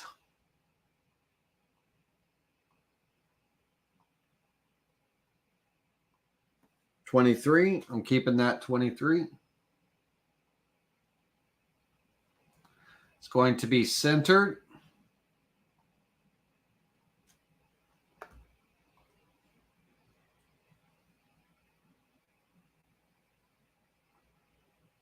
Okay. And again, once again, just for reiteration, the reason why we don't use this is because, you know, all the spikes and things like that, they would just break off, you know. We're going to set this. I'm going to bring this in the properties. I'm going to go that 0.125. I'll keep that for now on this one.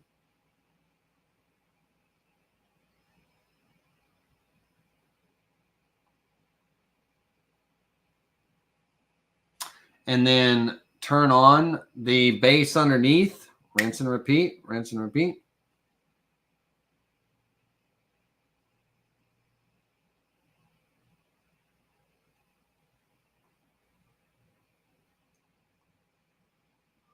Okay. Now I'm going to come in here and I'm going to create a visible model from the two components here. I'm going to go ahead and create a visible component model, component part. And I'm going to create a new level on this one.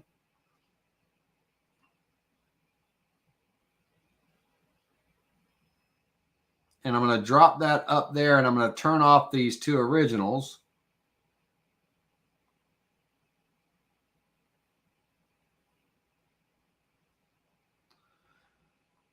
And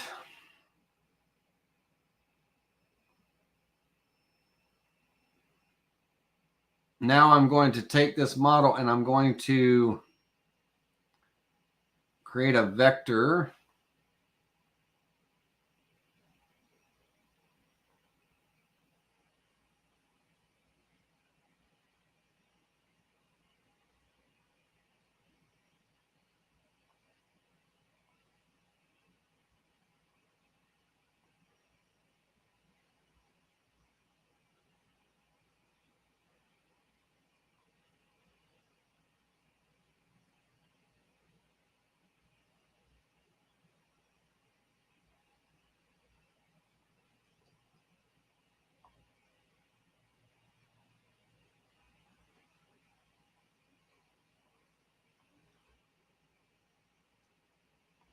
All right, I'm going to select this component. I'm going to select that vector and I'm going to clear everything outside of it. And then I'm going to draw a new vector around the entire perimeter of my board. I'm going to offset this vector inward, or make an offset copy of this vector inward, 20, 30 thousandths of an inch, so there's some overlap. I'll go a little bit more than that. I'll go 32nd. And then I'm going to select those two vectors, that inside offset that I just created in this outside, and I'm going to build a shape tool. I'm going to go flat. Now, I'm going to go 1 3/8. Merge that in. 1 3/8 is how big my board is. And click apply.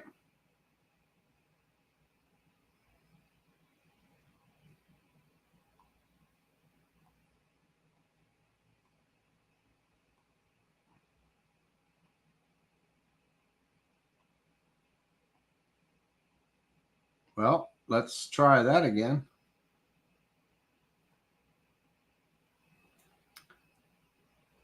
Evidently, I hit reset instead of apply.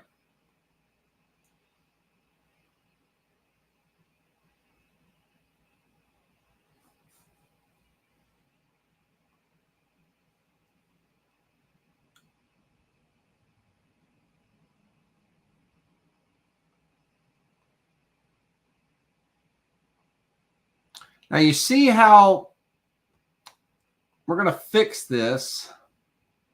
You see how there's a tilt here. If I turn off the frame that I just made, if you see here, there's a tilt, kind of almost like a wedge shape, right? Well, I want to tilt that back. So I'm going to go into my, I'm going to select that model. I'm going to tilt it back up. And I need this side to raise. That's the fat end of the wedge. This side I want to stay the same. So my first click, when I click on tilt and I hit the set button, my first click is going to be down here. That's the thin part of the wedge. My second click is going to be up here. That's the thick part of the wedge. And I should only need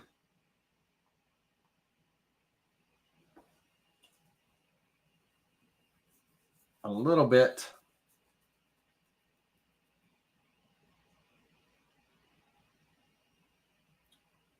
Maybe a little more than that.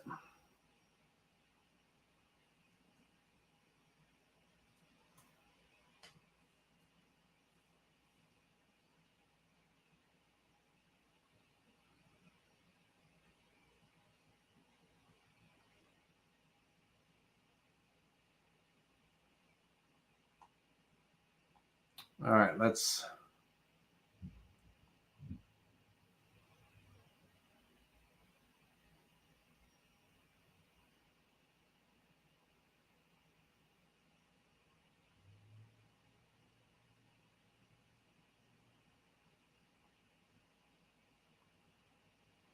I got to go extreme for a minute so I can see. All right, there we go. That now it's moving. So let's back it back down. There we go. That'll bring it about level.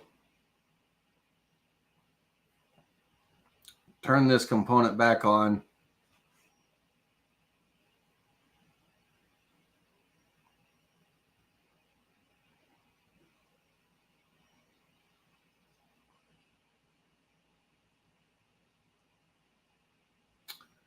All right.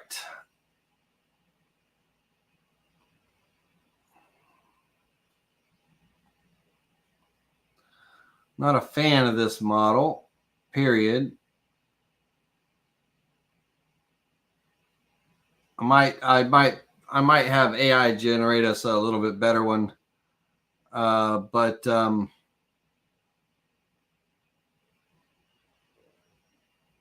yeah.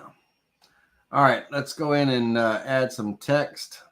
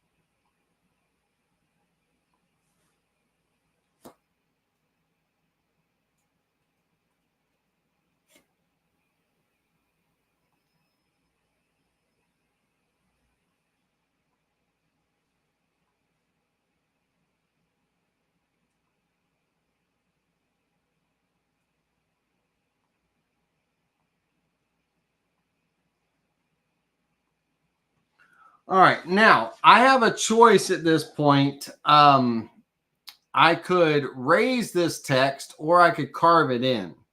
Not sure which one would look better, but just for kicks and giggles, the last thing as we say goodbye here, we'll raise it just to show what it looks like and show you how to raise text. In the modeling tools for this, I want the text to have a flat top, but I want to have rounded edges. So in order to do that, what I want is I want a curved profile on the shape. I'm creating a shape. I want a curved profile and I want a full 90-degree angle. So what that means is like a dome, like a big old bubble. It's going to create a dome, but I'm going to limit it to a height. So at some point as it's doming up, I'm going to limit it and it's going to flatten off. So when it does and it rounds over, it flattens off and creates that flat top and those rounded over edges. So I'm going to have it raise up 1/16 of an inch on the letters. And then the letters are only going to be 3/16 tall. It's going to raise at 1/16. It's going to flatten off.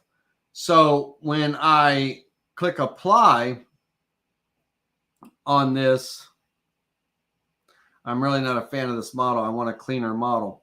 But what that gives me is these letters here with the rounded edges and the flat top. So as it started to dome, like for instance, if I said no limit, and I clicked apply, then it would just be a big bubble, right? Like a pillow top kind of thing, right? And all, but by limiting the height to 1/16 of an inch, as it comes over,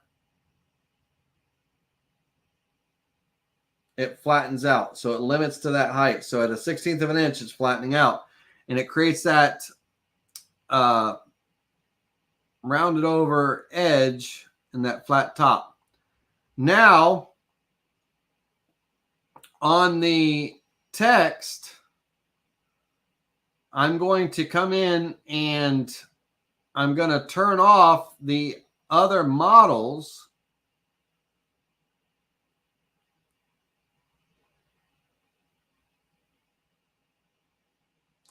And just on the text, I'm going to add a draft. And a draft gets added to the visible model. That's why I want just it turned on and the others turned off. And I'm going to go with this a very small draft. I'm going to go 15 degrees.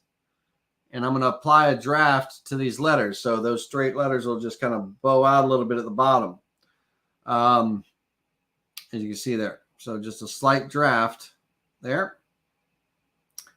And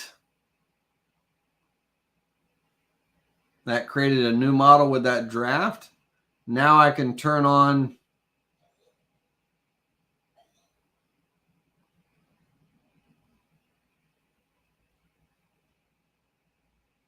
my component here. And I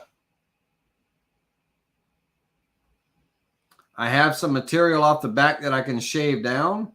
Let's make that combine mode and add so the text is on top.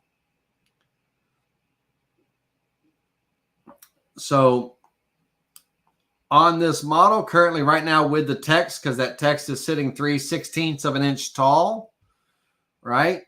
So I am sitting at a 1 3/8 inch board. I'm at 1 5/8, right? So I'm a 1/4 inch above where I need to be. Okay. And I'm going this time, I'm going to try to shave that off the back.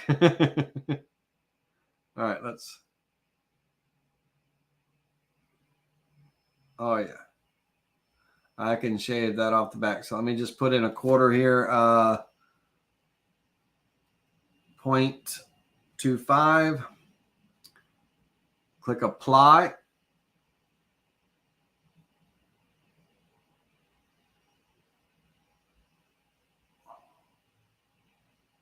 Okay. And so that removes my error and brings me to 1 3/8. Okay. So one time it worked. It worked one time and all that.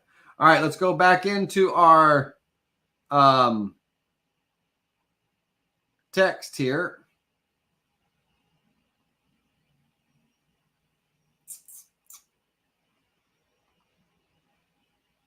Bear with me just a moment.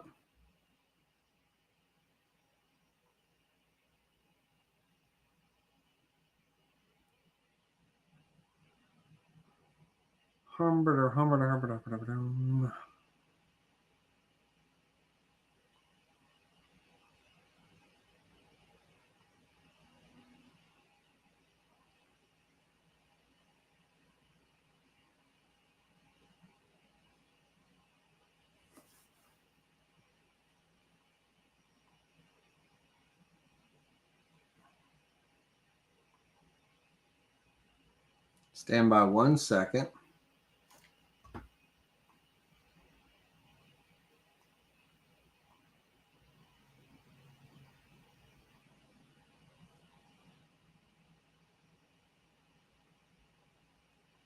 I got a weird anomaly with this model here, so I'm going to go back to my original text.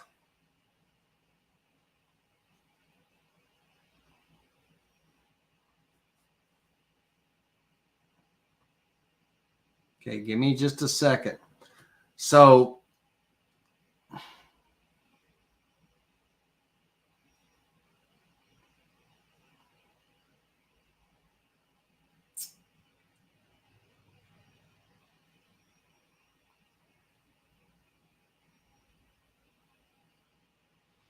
let me add the draft back to this text.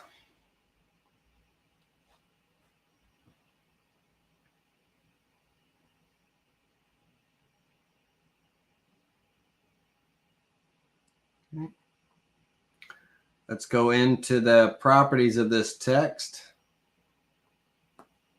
0.1875 is what I want the height to be, and I want it to be an add.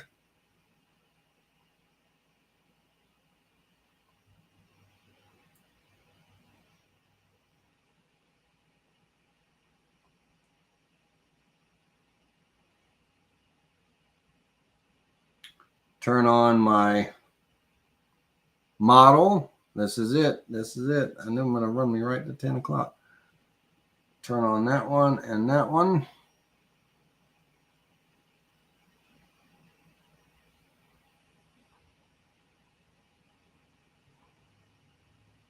I did not need to insert another level.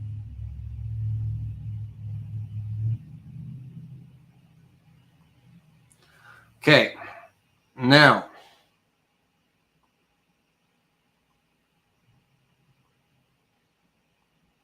I had the wrong model selected.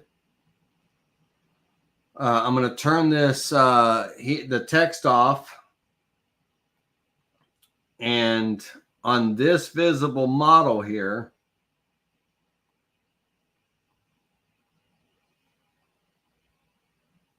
I need to shave a little off the back.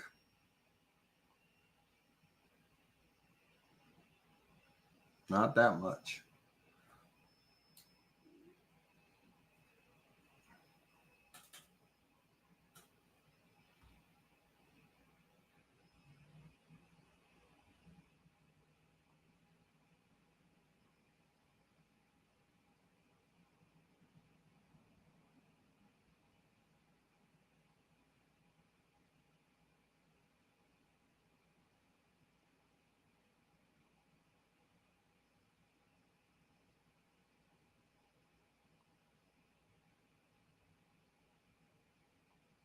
When I did that the first time around, I had the text selected.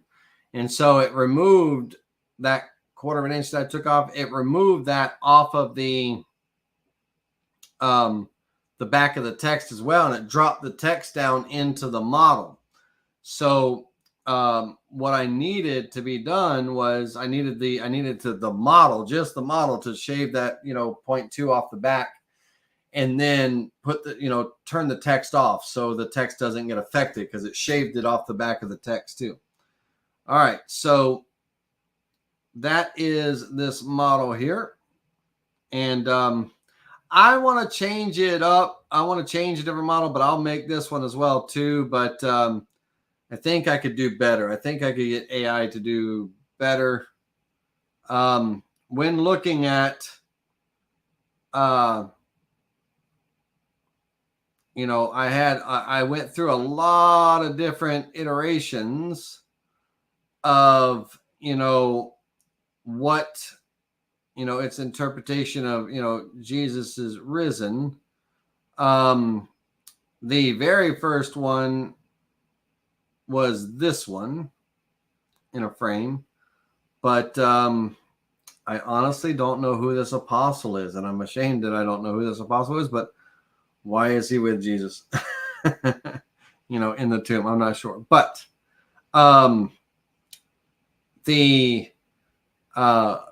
with the text that in the description, I went through and just had the AI generate different images of what, its interpretation, right, of an empty tomb from where Jesus, was resurrected. And every time I did that, it changed to something different and different and different and different. And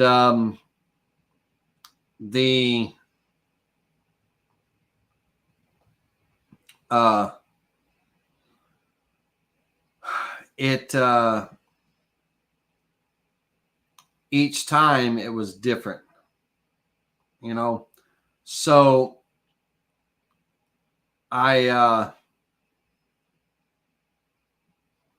this was the one that I wanted to be a bas relief, but it's not a bas relief. It's just an image. I described to it what I wanted. This is what I want. And then, it generated this image. And then I told it I want this image in a bas relief. And for some reason, the AI put snow around it and changed the boulder to some kind of ornate pillow and put a front door on the I was like, what? So it, you've got to be, it's not always going to come out, especially with things that it's not really, doesn't really know, it knows what a bunny looks like and what flowers look like and Easter eggs and all. The interpretation of, Jesus's appearance is, widely discussed all across the world, right? So it's doing its best, but it's not 100%. So it is a challenge, for sure, Sylvia, it is a challenge. But when I come in here and tell this that I want a bas relief, somebody's like, man, Laney, every time you say bas, it makes me cringe. Bas relief, I think is how it's pronounced, of a 1967 Ford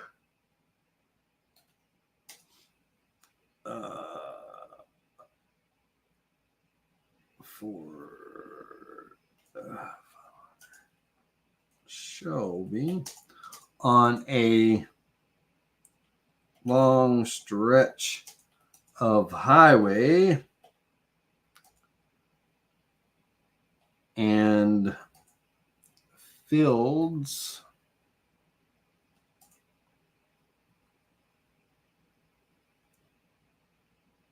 in the distance. And I want this to be high detail. 1967 Ford. Is it F500, Shelby? Is it F500 or G500? GT500? Hold on a second. Oh man, why am I not know 1967 Ford GT 500 GT? Where did I get F from? GT 500. Shelby. All right, let's just for kicks and giggles as we say our good nights in this last 2 minutes, ladies and gentlemen. Hope you enjoyed tonight's class. Thank you, Sylvia. I hope you got something out of this. I know some of you don't have Aspire to where you could do this, but you're going to get the models that I created that you can import into your Vectric software. And you can, size it to whatever you want. It will be scalable. And then you can create your 3D rough and 3D finish toolpath. And so we have this, or we have that, right? Cool beans. For some reason, there's grass in the road. Don't know why. AI, why is there grass in the road? But